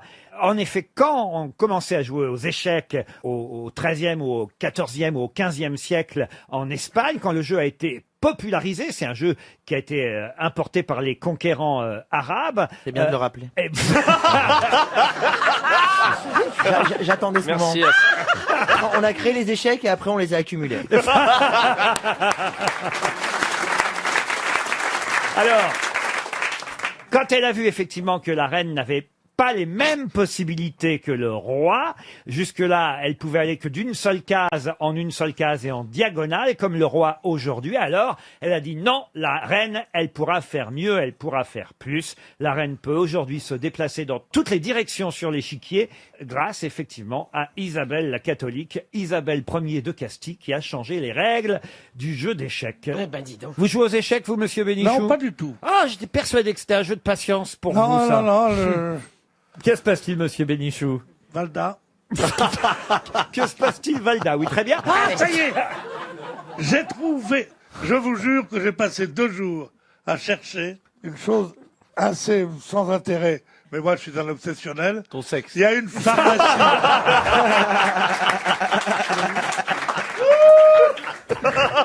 Qu'est-ce qu'il a dit, Maxime la belle voix, là? Mais non, mais arrête de dire qu'on a une belle voix. Putain, il regroupe à chaque fois. C'est pas moi, c'est Stéphane. C'est Stéphane Plaza qui a dit, l'agent immobilier là-bas, il a dit ton sexe. Oui, c'est vrai. C'est un peu vrai. Et j'ai cherché le nom d'une pharmacie à Paris qui est devenue la plus grande pharmacie de France et d'Europe et qui s'appelle la pharmacie Canon. Et qu'est-ce qu'ils ont fait, là, ils ont été les seuls dépositaires, entre 1920 et la guerre, de la pastille Valda. Et la pastille Valda a fait un tel succès que les gens faisaient la queue devant cette pharmacie qui est devenue pour cela. C'est bien, mais pourquoi vous nous racontez ça? Parce que tu m'as dit il a que vieilli, Laurent. pastille, et j'ai dit Valda. Ah oui. Oui, oui. Il a pris un coup de mou, Laurent Deutsch.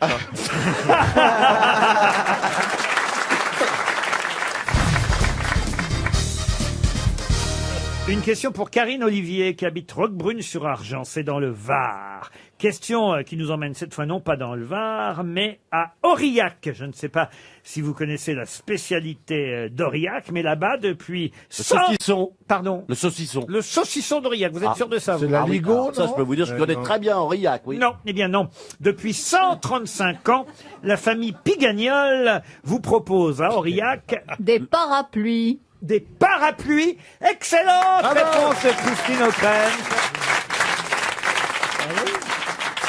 Comment vous savez ça, Christine? Parce que je lis les journaux. Exactement. Dans Le Point, Mathieu Pigagnol, 43 ans, raconte comment il a repris l'entreprise, la société familiale, leader du parapluie made in France. Hein, évidemment, il y a les Chinois qui font beaucoup de parapluies, les petits parapluies qu'on vous vend dans la rue parfois dès qu'il pleut, vous savez, dans toutes les capitales. Quand il fait soleil, ils en vendent pas.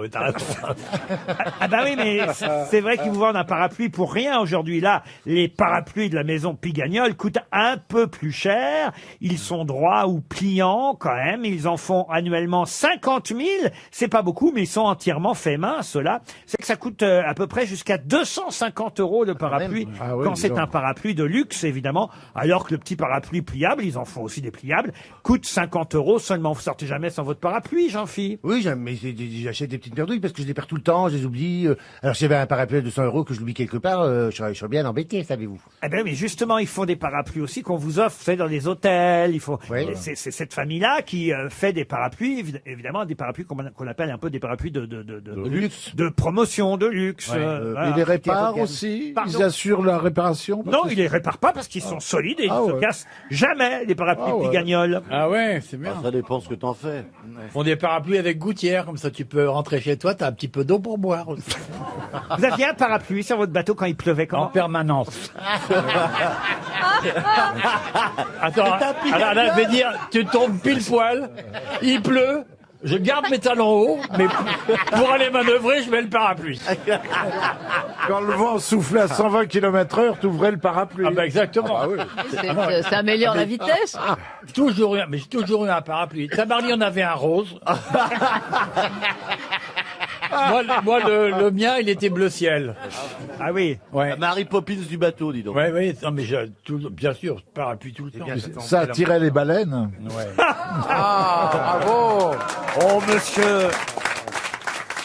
On avait dit pas la famille, Bernard.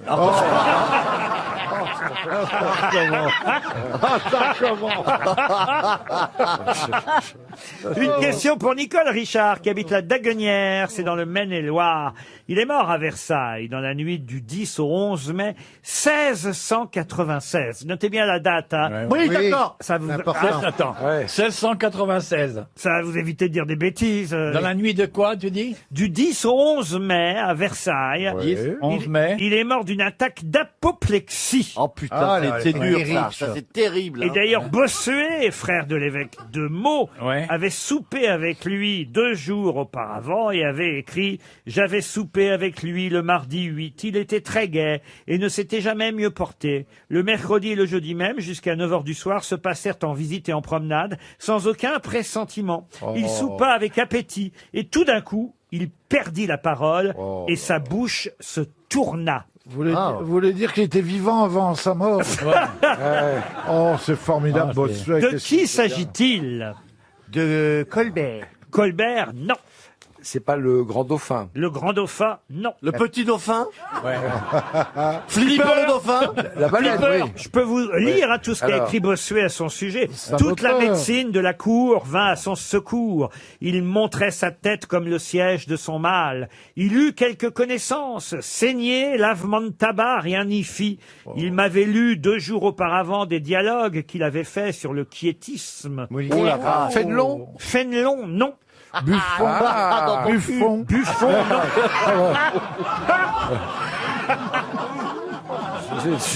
C'est une perle pour nous tous, nous le regretterons sensiblement. Le public perdit bientôt après un homme illustre par son esprit, par son style et par la connaissance des hommes. Ah oui. La Rochefoucauld. La Rochefoucauld, non. L'abbé Pierre? L'abbé Pierre, non. En 1680. Qui a dit l'abbé Pierre? Est-ce que c'est un poète plutôt qu'un Ah non, c'est pas un poète. Non, non, non. non. un prédicateur? Prédicateur, non. Un homme de théâtre? Un homme de théâtre. Il est mort jeune, hein, il avait 50 ans quand il est mort. jeune. Bon, À l'époque. à l'époque, ça allait. 50 ans, on avait déjà fait l'essentiel de sa vie. C'est pas la Bruyère. Vous avez dit La Bruyère? Jean de la Bruyère. Bonne réponse de notre académicien français, Marc Lambron. Vous avez une bonne mémoire ou pas, monsieur Manœuvre? Oh là. Parce que dans votre livre que j'ai lu, mais alors de A jusqu'à Z, j'ai à peu près, je suis revenu sur tous les sujets à peu près, hein, Nina Hagen, Prince, Bukowski, enfin tous ceux que vous avez rencontrés. Et il y a un truc dont j'ai encore jamais osé vous parler, c'est le 1er décembre 2000. Vous avez vu un ovni? Oui. À quelle heure? Eh ben, il était minuit à peu près, voilà, il était minuit, donc... Et t'étais bourré ou t'étais à jeun? Pas du tout. À minuit? Non, j'étais très à jeun parce que j'allais faire une émission qui se faisait la nuit sur France Musique avec mon pote Éric Dahan, et donc je l'attendais en taxi, il devait passer, j'étais sur mon balcon, je regardais s'il arrivait, tu vois, et comme j'allais faire une émission de 1h du matin à 7h du matin sur France Musique, on faisait une fois par mois, j'allais certainement pas fumer des pétards ou boire de l'alcool. En plus, à l'époque, je buvais même plus une goutte depuis 1 an. Et je regarde s'il y a un taxi, je relève la tête et waouh, ils étaient là, ils passaient dans le ciel, voilà. Mais raconte. Mais j'ai vu une fusée extra... Ils t'ont parlé? Non. À quoi On ça a ressemblait? communiqué télépathiquement peut-être après, je ne sais pas, mais en tout cas, j'ai vu passer un engin totalement extraterrestre, qui n'est pas de fabrication humaine. Bon voilà. Et vous avez appelé la police? Non, j'ai appelé, j'ai été faire mon émission, j'étais un peu flagada. Mais ça ressemblait à quoi? Raconte-nous. Mais ça ressemblait à un engin extraordinaire, puisque pas Mais conçu quoi, par c'était un rond, homme, c'était c'est carré, comme une espèce, il y avait des branches comme ça. Il y avait 2 ailes, ça faisait... Non. T'es sûr qu'il n'y avait non. pas écrit RATP sur le Je suis très content que Philippe Gueluc soit là pour qu'on évoque cette anecdote qui va me faire passer pour un dingue. Mais non, le pas du restant tout. Mais moi, je te crois, Laissez-le raconter pour une fois. Mais tais-toi pour qu'il raconte. Justement. Non, pas raconte. Eh ben, je vois passer donc un objet totalement extraterrestre. Qui ressemblait à quoi? D'une construction. Ça veut dire quoi, totalement extraterrestre? Rien dans cette construction était humaine, c'était évident. Enfin, je suis un spécialiste de la science-fiction, je connais tous les engins volants du monde. Vous dites c'était mou, vous? Bah, je sais Non, pas, c'était pas mou, c'était un espèce de, mais une construction Tout ce qui est incroyable. mou est extraterrestre? Non, mais il dit un truc pas humain. Le lendemain, j'ai appelé le Parisien pour savoir si d'autres gens avaient, etc. Et mais je suis tombé sur une espèce de policière enquêteuse qui Ouais, m'a ouais, fait comprendre que j'avais sans doute pris du LSD dans ma jeunesse et que c'est pour ça que je voyais des phénomènes extraterrestres. Et il a fallu que je convienne avec elle que ça devait être un hélicoptère en perdition ou quelque chose. Et puis, mais j'ai senti que ça passait pas du tout. Et Peut-être que- lancer un appel si quelqu'un, le 1er décembre 2001, a vu aussi passer C'était un samedi soir. un voilà. samedi soir. Même que c'était un samedi soir. Ouais. On n'appellerait pas Jacques Alors moi, je vais Pradel vous dire quelque chose. Méfiez-vous des appels faits par Laurent Ruquier. Parce que j'ai eu le malheur de tourner dans un film qui s'appelle Le Gibier il y a quelques années. Eh bien, Tu faisais le sanglier Quelqu'un l'a vu, Quelqu'un s'en semble-t-il. souvient. non mais ça va pas vous. Il y a un monsieur qui l'a vu. Hein. Eh ben j'ai reçu une lettre. Elle a marqué, hein. Le J'ai gibier. reçu une lettre d'amour. Tu faisais quel animal dans le gibier C'était un film érotique, vous voyez. Et ce monsieur me disait, grâce à Laurent Ruquier, j'ai failli déchirer la lettre, je cherche toujours le gibier. Peut-être qu'en ce moment, il y a quelque part dans la galaxie une émission de radio avec des gens qui disent, figurez-vous, on survolait Paris, on a vu un mec, On a vu un mec avec des lunettes noires. en pleine nuit. Non, c'est pas possible. Non mais si, ça se je vous trouve, jure. ils nous entendent là. Et ils disent, putain, on passe à la radio les gars. Vous y croyez, vous, monsieur Bénichou? Oh là là, ce que je sais, c'est que je... Oh là là là là là là. C'est ça que tu sais. C'est ça que tu sais. Ah là là là là. Dis-tu, ne me dis pas bien, tu les prépares, tes répliques.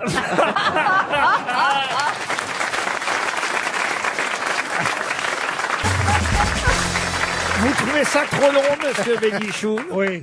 Une demi-heure en plus, ça vous fait Ah pas oui, oui, plaisir? oui. Ah non.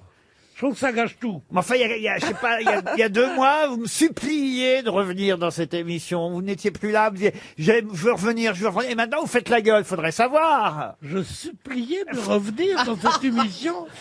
Il va perdre sa place, ce petit con. Mais sérieux. Alors pourquoi je suis contre Oui. cette demi-heure de plus? Parce que je crains que ce ne soit pas payé plus cher, d'abord.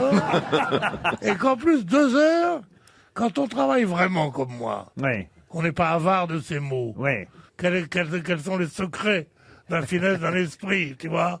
Non, Hein? je sais pas, moi, la finesse Et moi, d'un esprit, je connais Tu pas. ne devrais pas changer de coiffure, toi aussi, monsieur. Je sais pas ce que j'ai quand je vous vois comme ça. Vous avez des bons physiques, mais vous en abusez. Bon, alors, Donc je vais poser ma question. Hein. Non.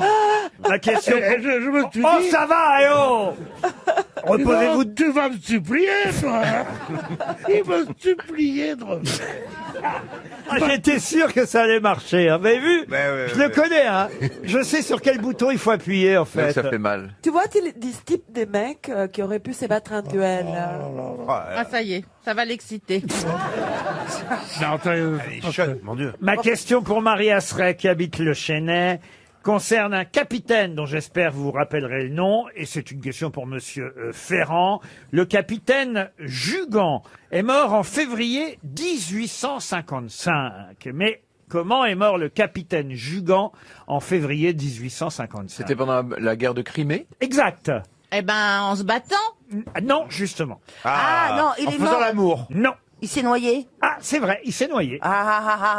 Et il s'est noyé dans quoi? Dans bah, un il a tonneau, sauté, dans un il a tonneau de sauté. vin, il s'est noyé. Non, Il y a il est quelque mort, chose il de est- Dans particulier. la mer. Il s'est noyé dans la mer. Oui. Non, il est mort Bah, de il pourrait se rire. noyer dans Non, un mais alors, lac. il s'est suicidé par amour. Ah, pas du tout. Non, il allait à la pêche. Non. Et puis, ah bon? Bah, c'est pas ce qu'on m'a Il dit, moi, était hein. sur un bateau à la recherche de... D'un poisson, d'un gros poisson. À la recherche de quelqu'un. Mais non, dans genre des Dariel pirates, Dombal quoi, qui faisait la contre les sirène. pirates. Non, mais il était à la recherche de quelqu'un? De quelqu'un, non. De quelque chose. Non plus, mais effectivement, Ah. Monsieur Ferrand a justement situé les choses en parlant de la guerre de Crimée. Il vous reste maintenant à retrouver pourquoi le capitaine Jugan est mort en février 1855. Oui, noyé, certes, mais comment? Alors, il était sur son gros bateau ou un petit bateau de Oh, plaisance? bateau. Il regardait pour voir s'il voyait justement Et tempête. l'ennemi. Et crac, il est tombé du truc là qui est là-haut dans La Le Une. mât, le mât. Au-dessus, ouais, il était monté sur le mât pour voir l'ennemi et il est tombé. Mais non, il est pas mort tout seul, le capitaine. Il a été assassiné par quelqu'un de son propre armée. Ah non, il n'a pas été assassiné. Sur le Titanic qui a coulé. Pardon. Tout le navire a coulé. Oui, Isabelle. Bon, alors attendez, Il faut trouver à cause de quoi? Attendez, on va y aller ensemble, mais tous À cause ensemble. d'un iceberg. C'était quoi, toi, la route? Un iceberg en Crimée. Un iceberg. Une tempête. C'est une pieuvre, une tentacule. Non. Une baleine. Il a rencontré une baleine. T'étais là? Non. Alors, Ce que je vous demande, c'est le nom du bateau et où ça... Ah, bah non, ça, vous n'avez pas dit ça. Ça s'appelait. Ah non. C'est pas le Titanic. Ah non, c'est pas le Titanic, Attendez, non. on vous demandez le nom ou les circonstances? On est le 15 février 1855 vers midi. Et là, effectivement, vous avez trouvé que le bateau du capitaine Jugan va couler à cause d'ailleurs d'un haut fond rocheux, vous voyez. alors voilà. Donc, mais vous avez demandé comment? Vous n'avez pas demandé le nom du bateau. Donc moi, j'ai mis en branle tous mes neurones pour rien parce que je me suis mal dirigée. Oui, mais monsieur Ferrand est là pour nous rappeler le nom du bateau qui, le 14 février 1855, Pas sûr. a C'est quitté... la Saint-Valentin. Ah, c'était la Saint-Valentin. Le jour de la Saint-Valentin. Oui, le jour de la Saint-Valentin, en 1855. Il quitte le port de Toulon, vous voyez, et là, au large de la Sardaigne, qu'est-ce qui se passe? C'est un nom français? Un nom français, oui, bien sûr. Un prénom? Ça n'a rien à voir avec la Crimée alors, si c'était au nord de la Sardaigne. Ah oui, parce mais- qu'il partait pour la Crimée. Il partait, il n'est pas parti très loin. Alors, Mais la guerre, elle était un peu loin là quand mais même. effectivement, c'est un bateau qui partait faire la guerre de Crimée. Un prénom? Ah, il passait. C'est pas le Téméraire, le bateau? Non, avec C'est un prénom? avec à son bord 380 marins, 393 soldats. 380 marins. Oui, plus 393 soldats. Un prénom? Combien de contaminés il y avait sur 693? Aucun survivant sur les 773 hommes à bord de la Liberté. La Liberté, non. La Marie-Louise. Non. L'Anaconda. Non. c'était un nom propre, en fait. Ah non, c'est un nom commun, là. Oh, La Madeleine. non, La Béniche. La sardine. Pardon. La sardine. La sardine, non. Un poisson. L'Invincible. L'Invincible, non. C'est le nom d'un poisson. On n'est pas loin de Bonifacio hein, quand ce navire de guerre La Corsica. est pris dans une violente tempête. La Corsica, non. La Sirène. Non, là, quand je vous vois, d'ailleurs, vous l'êtes toutes les trois. Vous La Callipyge. La Chaudasse. La Célibataire. Non. Ah, la Grâce. Non, c'est quelque chose de... La Grèce. C'est un adjectif plutôt, comment dire... Flatteur. Flatteur, oui. ouais. La Sulfureuse. La sulfureuse. La Supplieuse. La formidable. La Bienfaite. La frétillante. La quoi? La frétillante. Presque. La Frétilleuse. L'exciteuse. Non. L'émouvante. Non, L'ardente. Non, La Joviale. Et alors, quand quelqu'un va pas bien, on lui La dit... vaillante. On lui dit, ah bah ce La matin... fiévreuse. Non. La La vaillante. bonne mine. La quoi? La bonne mine. Quand t'as quelqu'un va pas bien, on lui dit t'étais. La molle. Eh ben, écoutez, c'est un naufrage collectif, même pour les grosses têtes. Vous voyez, il y aura aucun survivant parmi les grosses têtes. La Sémillante. Le naufrage de la Sémillante. Oui, ça me dit quelque chose. En février 18... Ah bah oui, c'est vieux. Moi, j'irai pas Il y a un tableau. Pardon? Ça a fait l'objet d'un tableau. Ah bah, voyez. Mais j'ai oublié ça. Ça, c'est le radeau de la Méduse. Moi, je ne sais même pas ce que ça signifie. Naufrage de la sémillante, oui. Le naufrage de la Sémillante. C'est quelqu'un qui est en pleine forme, sémillante, qui est Ouais, il aura Ah, beau. sémillante. Oui, ah bah Alors, quoi, quand- on a dit quoi? Ah, mais il faut bien parler français quand même.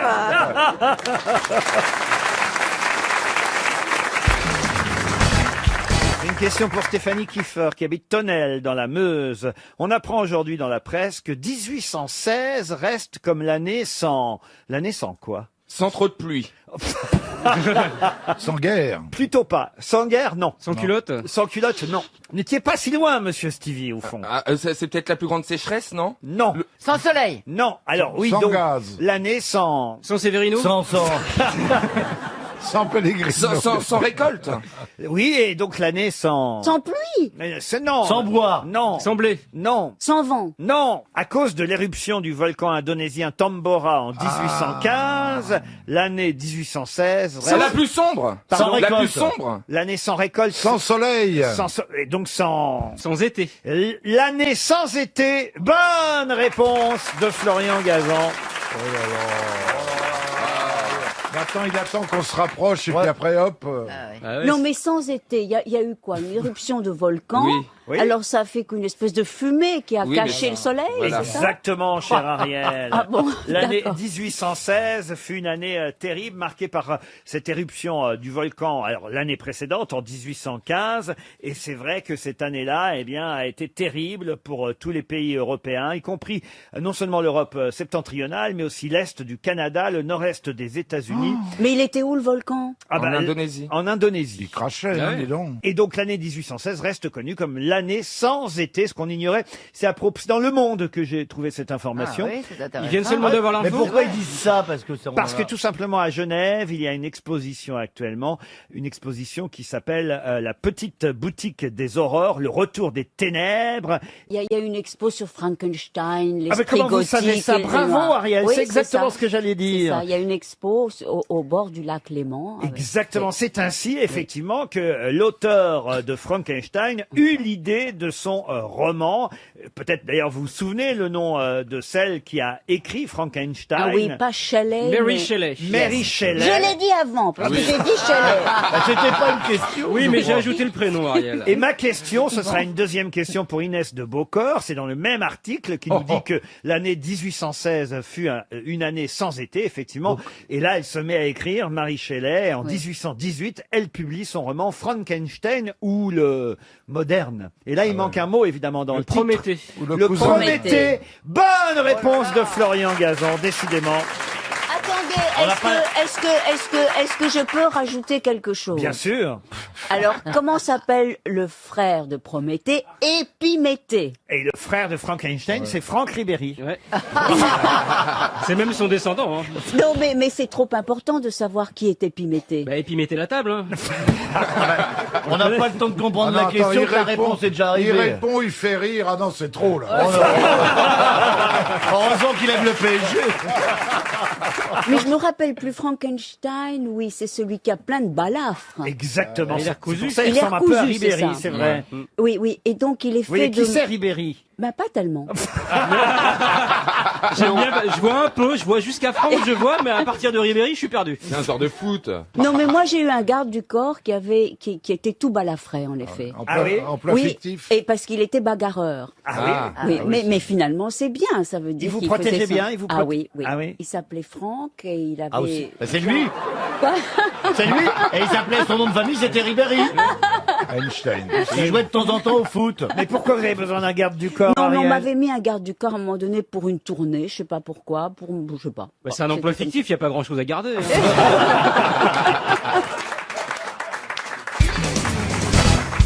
Allons chez le pharmacien tout de suite pour la question qui vient. Question pour monsieur Lucas Labrousse qui habite donc Aubas en Dordogne.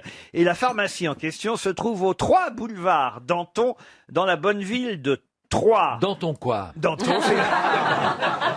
3 boulevard Danton entre 1883 et 1910 dans la ville de Troyes.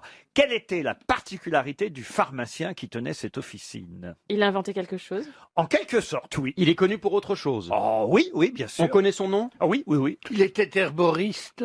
Aussi. Il a empoisonné, c'est lui qui a fourni les trucs à madame, comment elle s'appelait, l'empoisonneuse là? Marie Bénard. C'est à Troyes, c'est pas à Loudun?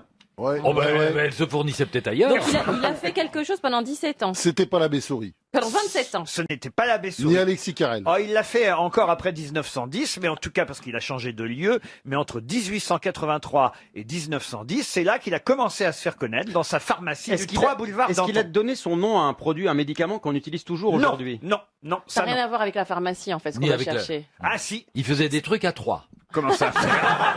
Mais c'est ce que vous venez de me dire.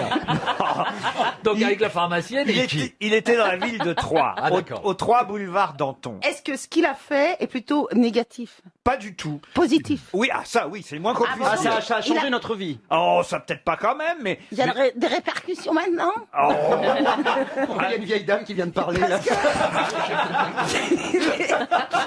Bah, elle est en J'essaie de 1883. séduire France Olivier Lude. Est-ce qu'il a sauvé des vies avec son invention? Ah non, je pense pas quand même. Mais,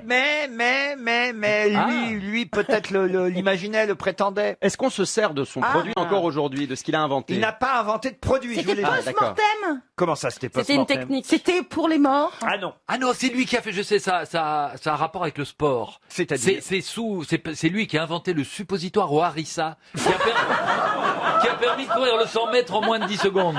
Non? Vous pensez au docteur Bénichou, alors? Mais ça peut avoir un rapport Il est avec très les anal, hémorroïdes. comme type. Je vois que ça intéresse notre suppositoire. Aucun rapport avec les hémorroïdes. Bon, c'est d'accord. dommage, j'adore ça, les hémorroïdes. Oh, vous savez, hein, avec une petite poêlée, c'est très bien. Une Il petite a lampée de inventé- cognac. Ah, tu répugne. Il a inventé un onguent ou une pommade ou quelque chose qui avait... Du tout, je vous dis qu'il n'a pas inventé Il de a rien produit. inventé. Mets-toi ça dans le crâne. Est-ce que c'est une technique. C'est une méthode, technique. ouais. Oui. Il a inventé une technique. Ah oui. Ah, c'est quand on met les... Pour pas avoir d'enfants, quand Le les stérilet, hommes, le comme les stérilet, hommes, non. peuvent mettre... il a découvert que les hommes, si ils mettaient leurs testicules dans de l'eau froide, ils devenaient stériles. Donc il a inventé une espèce de petit bassinet Qui s'accroche avec qui un panier s'accroche, comme ça. voilà. Ça doit être Pour mignon. l'acte. Eh, j'en Et ai ça- un, je te signale, t'as pas de risque. Mais Isabelle, ça fait quoi comme On effet? l'appelle Franz Olivier Iceberg. Ah non, mais ils sont Ou congelés, je te raisin jure, aucun Corinthe. problème, aucun risque. Ça fait quoi comme effet Eh ben, ça descend la température des spermatozoïdes et là, Il l'homme, meurt. les Ah mais non, mais spermatozoïdes. c'est le contraire. C'est quand c'est trop chaud. C'était de la chirurgie ce qu'il faisait, ce pharmacien? Ah, vous êtes toujours sur la question. Ah bah oui, Mais vous attendez. n'êtes jamais allé en Laponie. En Laponie, on vend On se reproduit pas. Tellement il fait froid. Pourquoi Comme des lapons. Oui. En Laponie, il y a des femmes qui tricotent des couvre-sexes. Ah, Et alors, J'aurais bien voulu vous voir en Laponie. ça doit être trop mignon. c'est une sorte de Chaussettes. tuyau dans lequel on peut introduire son sexe. Et puis en dessous, il y a deux petites poches pour mettre ses bourses. Ah, c'est sexy. Mais ça tient chaud. Et t'en as un, là, t'en as un. Oui, moi, et alors il y a un petit lacet pour que ça tienne. Bien Bon, sûr. on m'en a offert un parce que je suis jamais allé en Laponie. Il a fait plusieurs essayages. Et Une donc, on tricoteuse. va le mettre de temps en temps. Vous voulez que je montre? Oui. Ça, il adore se faire tricoter, de toute façon. Non, il n'y a aucun rapport avec tout ça, voyons. Ah là là. Mais vous C'est étiez la tout chirurgie. près de la bonne réponse. À quel niveau? quel Bah, la niveau, quel technique, moment il a Au inventé niveau, une technique. au niveau des testicules? C'est un rapport Non. avec le sexe quand même. Ah, du tout. La technique pour prendre un médicament. C'est lui qui a inventé le stérilet. Mais non. Le Le thermomètre. suppositoire. Non. Une technique, Non. une technique. La gélule. Vous avez même dit mieux que technique. Une méthode. Eh oui, eh oui. Ah, la méthode. La méthode assimile. Mais non. La méthode 3000. 7000 ici. Est-ce qu'on la pratique encore? Alors, je vais vous raconter l'histoire de ce pharmacien qui, à 26 ans, ouvre son officine à Troyes. Le jeune apothicaire en question prend l'habitude de joindre aux remèdes qu'il vend, évidemment, aux clients. Il a pris pour habitude de joindre à ces remèdes des paroles encourageantes. Et il note que les malades qu'il persuade C'est la méthode- aisément... Oui, bien sûr, on ne connaît La que méthode lui. Coué, d'accord. Évidemment. Évidemment, et ce évidemment. pharmacien en question, c'était monsieur Émile Bah Coué ouais, qui ça a marchait bien. inventé Bah ouais. la méthode Coué. Évidemment. Premier con.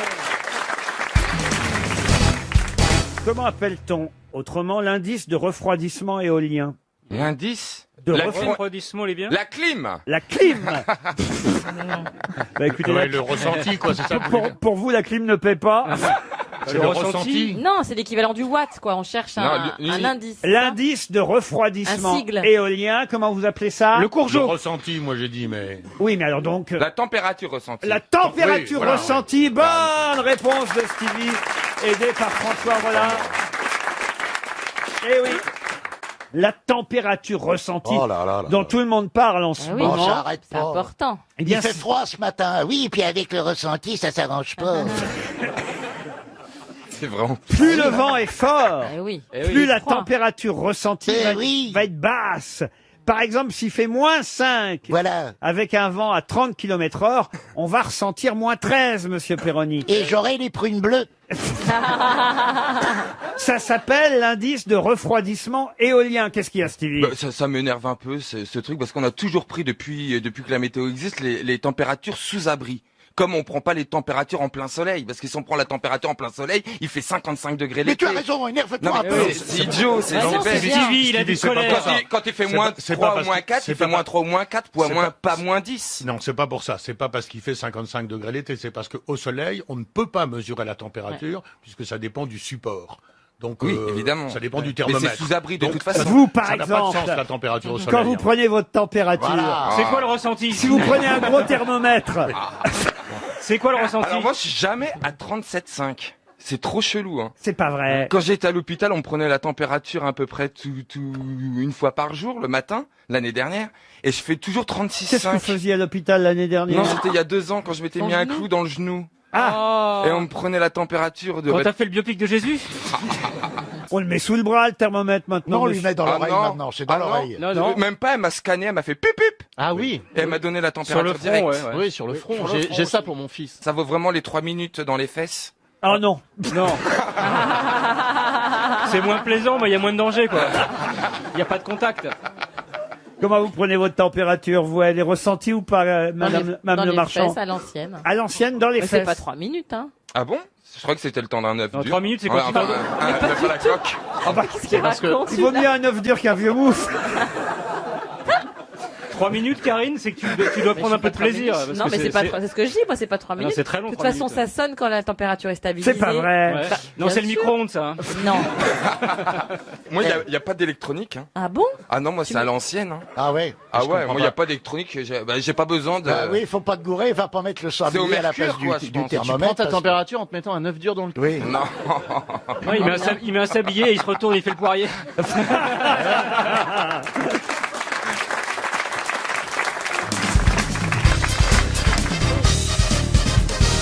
Ah, une question à laquelle tout le monde peut répondre maintenant. Je crois même déjà avoir posé cette question il y a quelques années ici même aux grosses têtes. Mais l'actualité me fait penser à nouveau à ce qu'a inventé cette dame qui s'appelait Lydia Pinkham dans les années 1870. Lydia Pinkham a inventé un produit, un remède, on peut dire. Elle l'a élaboré elle-même dans sa pharmacie, ce remède, pour lutter contre les troubles nerveux, les dérèglements urinaires, le prolapsus de l'utérus, les problèmes de fertilité. Et ce produit, on le connaît chez nous en France sous un autre nom. Lequel? Le glyphosate. Le glyphosate, non. Le Coca-Cola. Le Coca-Cola, non. La jouvence de la baie-souris. La jouvence de la baie-souris, non. Ça a à voir avec Lubrizol? Aucun rapport avec Lubrizol. C'est une boisson, un soda? C'est une boisson, oui. La Suze. La Suze, non. La quintonine. Alors, écoutez bien, elle s'appelait Lydia Pinkham. Son nom peut peut-être vous rappeler Pinkham. quelque chose. Lydia, surtout vous, monsieur Manœuvre. Lydia Le picon. Non, le picon, non. Et Lydia Pinkham, dans les années donc 1870, a inventé ce remède. Le Fernet Branca. Et ce remède est connu maintenant de façon internationale. Chez nous, en France, il avait un autre nom, un nom bien particulier. On le prend au bistrot? Au bistrot, non. En pharmacie? Alors, je vous rappelle quelque chose d'essentiel, hein, c'est que je vous ai dit que j'avais déjà posé cette question, et que si je me permets de vous la reposer aujourd'hui, c'est parce que l'actualité m'y a fait penser. Alors, l'actualité. L'actualité, vous avez pensé à une boisson. Voilà. L'actualité C'est bien du- résumé, monsieur Gazan. Oui, c'est une L'actualité du musical. L'actualité du musical, pas du tout. Du cinéma. Du cinéma, non. Même si je dois dire que Lydia Pinkham, son nom, évidemment, est arrivé dans le musical. Ça, c'est vrai. Ah, le sirotifon? Le sirotifon. Excellente réponse de Florian Gazan. Ça existe, ce sirotifon? Ça a vraiment existé, Alors, le sirotifon n'existe pas, évidemment. Ah. Ça, c'est la version française interprétée par Richard Anthony. Mais au départ, cette chanson française est adaptée d'un succès britannique. Et un succès britannique est une chanson traditionnelle anglaise consacrée à cette femme, Lydia Pinkham, surnommée dans la chanson Lily the Pink. Et c'est un groupe, alors je ne sais pas si vous connaissez ce groupe, monsieur Manœuvre, qui interprétait cette chanson. Ah, mais c'est la chanson de Richard Anthony.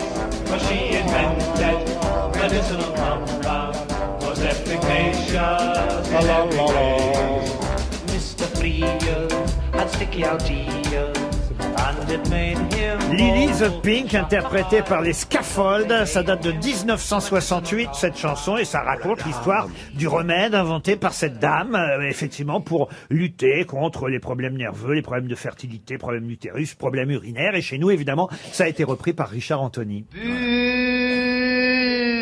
buvons, buvons le sirop typhon, typhon, typhon universel, le panacée, à la cuillère, ou bien un verre, rien ne pourra nous résister. Monsieur Carouge. Et évidemment, Florian Gazan a retrouvé grâce au typhon qui s'abat sur le Japon. Bravo Florian, le sirop typhon. Et oui, il est malin, il est malin. Eh oui, c'est pas qu'il soit cultivé, c'est qu'il a des filles qui se touchent. Linda Hamilton va faire son retour le 23 octobre prochain sur les écrans. Mais sous quel autre nom connaît-on mieux Linda Hamilton? C'est Terminator. Et c'est donc c'est l'héroïne de Terminator. C'est la mère de... C'est Connor, c'est Sarah Connor. Sarah Connor, encore une bonne réponse de Florian Gazan. Vous auriez pu me dire aussi, d'ailleurs, Mme Cameron, parce que c'était la compagne de James Cameron qui a réalisé les premiers Terminator. Voilà pourquoi aussi elle a sûrement eu ce rôle, il faut le dire, toujours avec Arnold Schwarzenegger, quand même. C'est peut-être bien, d'ailleurs. Ça va être sans doute très très bien. Il va pas de difficulté à se sauver, Sarah Connor, elle peut courir. Hein, Connor, elle a quel âge, Connor? Il produit toujours, James Cameron. Ouais, mais ils sont plus mariés. Ils sont plus ensemble. Oui, mais il a ça fait une pension alimentaire, c'est un nouveau... Oui. Ah oui. J'aurais peut-être faire des films, moi, du coup. Combien de pensions alimentaires vous avez à payer, vous? 2. 2 Et vous, Thierry? Moi, j'ai tout réglé en divorçant, comme ça, c'est fini. Ah, ça y est. J'ai donné beaucoup d'argent quand je suis... moi aussi, hein. Mais je continue. Moi, j'en ai 3, moi. 3 pensions alimentaires? Pourquoi croyez-vous que je sois là ce matin? C'est pas pour le plaisir, hein. Une question pour Madame Monique Lagier qui habite Marseille. Question qui concerne un film que peut-être vous avez revu sur Arte en début de semaine. Une place au soleil. Magnifique film avec évidemment Shelley Winters, Elizabeth Taylor et Montgomery Clift. Un film de George Stevens, Une place au soleil, un film culte. Et un film évidemment qui date un petit peu des années... Qu'est-ce qu'il y a? Ils sont tous morts depuis 20 ans. C'est pas un film récent, c'est évident. Non, mais sur Arte, on vous passe des films cultes, vous voyez, quand même. Ah, bah oui, j'aime bien. C'est un joli titre et un joli film, Une place au soleil, avec Montgomery Clift, avec Elizabeth Taylor. Et j'ai oublié un acteur, exprès, évidemment. Un Français? Non, pas un Français. Un acteur qui était dans ce film et qui a joué aussi le héros d'une série. Une série de 200 épisodes qu'on a vu dans les années 60 et 70 chez nous en France. Et il avait un gros nez. De qui s'agit-il? MacGyver? MacGyver, non. Peter Il avait Falk, un gros nez. c'est pas Peter Falk. Ah, Peter Falk, ça c'est Columbo? Oui, non. oui. Je vais vous le retrouver. C'était les rues de Los Angeles. Ah, les rues de San Francisco. De San Francisco. Ouais. Eh bien, non, ce n'est pas cet alors acteur. je vais pas vous le retrouver du coup. Qui jouait avec Michael, qui jouait Carl Malden. avec Michael Douglas dans les rues de San Francisco, Carl Malden. Non, c'est pas lui. Et d'ailleurs, je peux vous dire ce qui est assez étonnant, c'est qu'il est mort à peu près dans les mêmes conditions qu'on l'a connu dans la série de 200 épisodes qu'on a pu voir en France. C'est l'homme qui valait 3 milliards. C'est pas Steve McQueen? Steve McQueen, L'homme qui valait 3 milliards, Connors. L'homme qui valait 3 milliards, non. C'était pas Dactari? Dactari, c'est le lion. Dactari. On adorait ça, Dactari, avec Clarence, le lion qui louchait. À chaque fois que je voyais ça, je pensais à Dalida. Je me disais, Le pauvre. Il chantait mieux. C'est une série des années 80. Une série des années 60-70? 60-70. Bonanza? Non.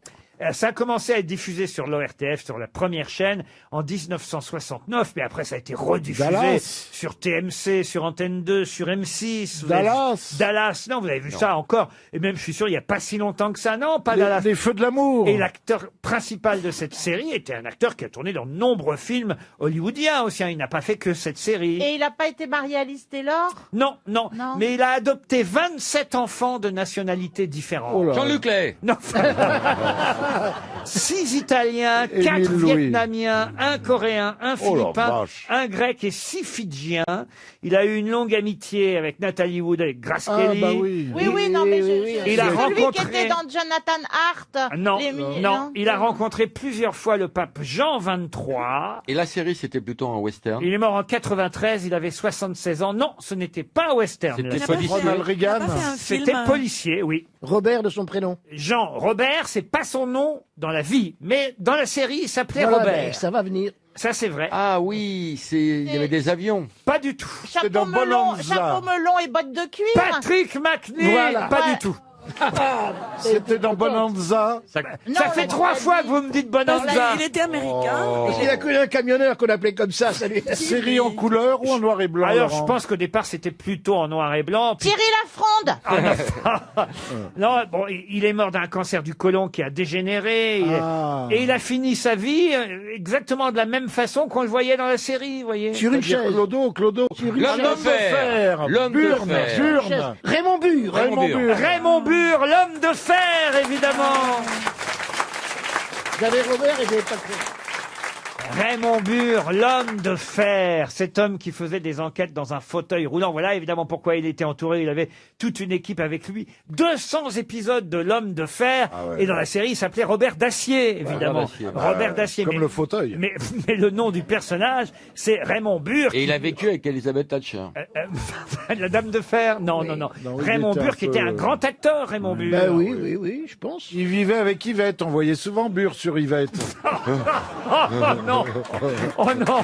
Oh là là. Oh non. Oh non. Raymond Burr, quand même. Eh oui. Vous vous souvenez de Raymond Oui, Burr, oui. l'homme de fer? Bonne réponse collective. C'est ma question, normalement, devrait faire briller Jean Benguigui, qui est quand même notre acteur ici présent, peut-être un peu Mademoiselle Bédia aussi. Oh, même vous si embêtez pas. Si vous n'avez pas encore joué les grands classiques, mais ça viendra un jour. Un jour, vous pourriez jouer Molière. Non, quand j'ai même. joué Tchekhov. Quand j'étais dans une compagnie de théâtre à Bois-Colombes. Qu'est-ce que vous avez joué de Tchekhov? Bonjour à tous les gens de Bois-Colombes. J'avais joué Les Trois Sœurs. Ah bah c'est pas mal quand même. En même déjà. temps Ouais, Les 3 en une. Une dans chaque cuisse. par rapport à l'ergonomie, voilà. Il a jugé Alors bon de là, mettre. c'est pas les 3 sœurs de Tchekhov, c'est le Misanthrope de Molière. Et ma question est toute simple. Quel est le sous-titre très connu du Misanthrope? On dit le Misanthrope ou... L'atrabilaire amoureux. Pardon? L'atrabilaire amoureux. L'atrabilaire amoureux. Excellente réponse de Jean Benguigui. Vous voyez? C'est là qu'on voit qu'on a affaire à un acteur. Oui, mais non, mais surtout j'ai une pression terrible parce que si je réponds pas, je vais passer pour un crétin absolu, quoi. Bah bravo, moi je pensais qu'on allait parler que de couscous boulette. Mais ça, je peux aussi. Ah, c'est ça qui est bien. Et c'est quoi l'atrabilaire? L'atrabilaire, c'est quelqu'un qui a des mauvaises... il y a la bile qui remonte, il a une mauvaise humeur, il a des reflux. C'est ça, un atrabilaire. Il est hargneux, teigneux, voilà. Ouais, teigneux, il C'est est Pierre jaune. Bénichou, quoi. Voilà. Voilà. Non, mais Pierre est un bon exemple. Oui. L'atrabilaire. Mais il n'est pas forcément amoureux, Pierre. Vous voyez. Mais il est forcément misanthrope. Ah, voilà. L'atrabilaire, c'est le Misanthrope, évidemment. Pièce donc qui va se jouer avec Lambert Wilson. Et puisqu'on est dans les classiques, on a aussi le Malade imaginaire. Hein. Ah oui. Ah ben oui, alors là c'est le Malade imaginaire, c'est Daniel Auteuil qui va le jouer. On a des grands classiques comme ça qui démarrent prochainement à Paris. Alors le Malade imaginaire, je crois que c'est au Théâtre de Paris que Daniel Auteuil va l'interpréter. Ma question est toute bête. Hein, là, il s'agit évidemment d'un hypocondriaque joué donc par Daniel Auteuil. C'est Argan, hein, le Malade imaginaire. Mais comment s'appelle la servante de Monsieur Argan? Lucinde. L'huile d'argan. C'est pas Lucinde. Comment vous dites? Lucinde. Lucinde, non. Géronte. Ah ben non, Elle connaît bien les noms de servantes. hein. C'est un homme, Géronte. C'est un homme, Géronte. Il y a Frosine dans une des pièces? Frosine, non. C'est la fameuse scène hein, que tout le monde connaît. Le poumon. C'est pas sa fille qui joue le rôle en plus. Aurore Auteuil, c'est possible que ce soit elle qui joue. J'allais dire le nom. Qui joue la servante de Monsieur Argan. Très connu, hein, le nom de cette servante. Michel Simès?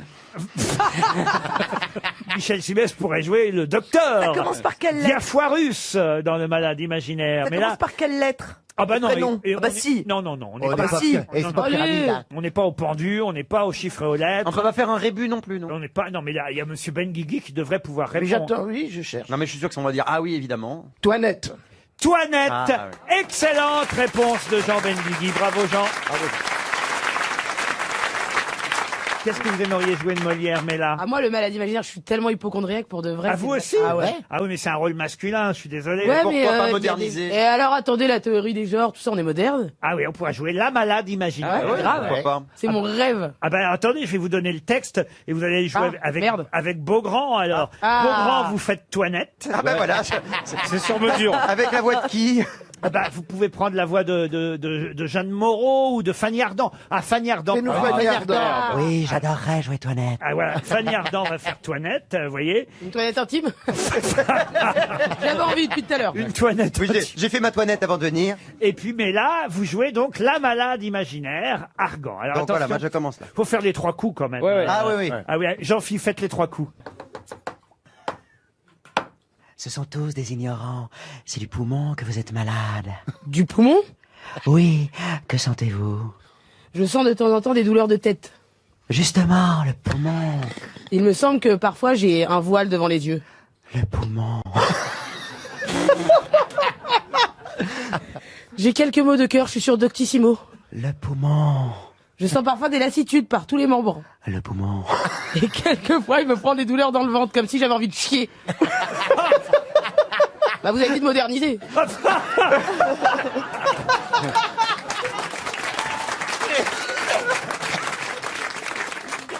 Le poumon. Vous avez appétit à ce que vous mangez? Ah, j'ai appétit, grâce à Dieu, ouais. Le poumon. Et vous aimez boire un peu de vin? Non, monsieur, je suis musulmane. Ah oui, ça c'est la nouvelle version. Ah, ça peut être le On a radicalisé Argan, je suis désolé.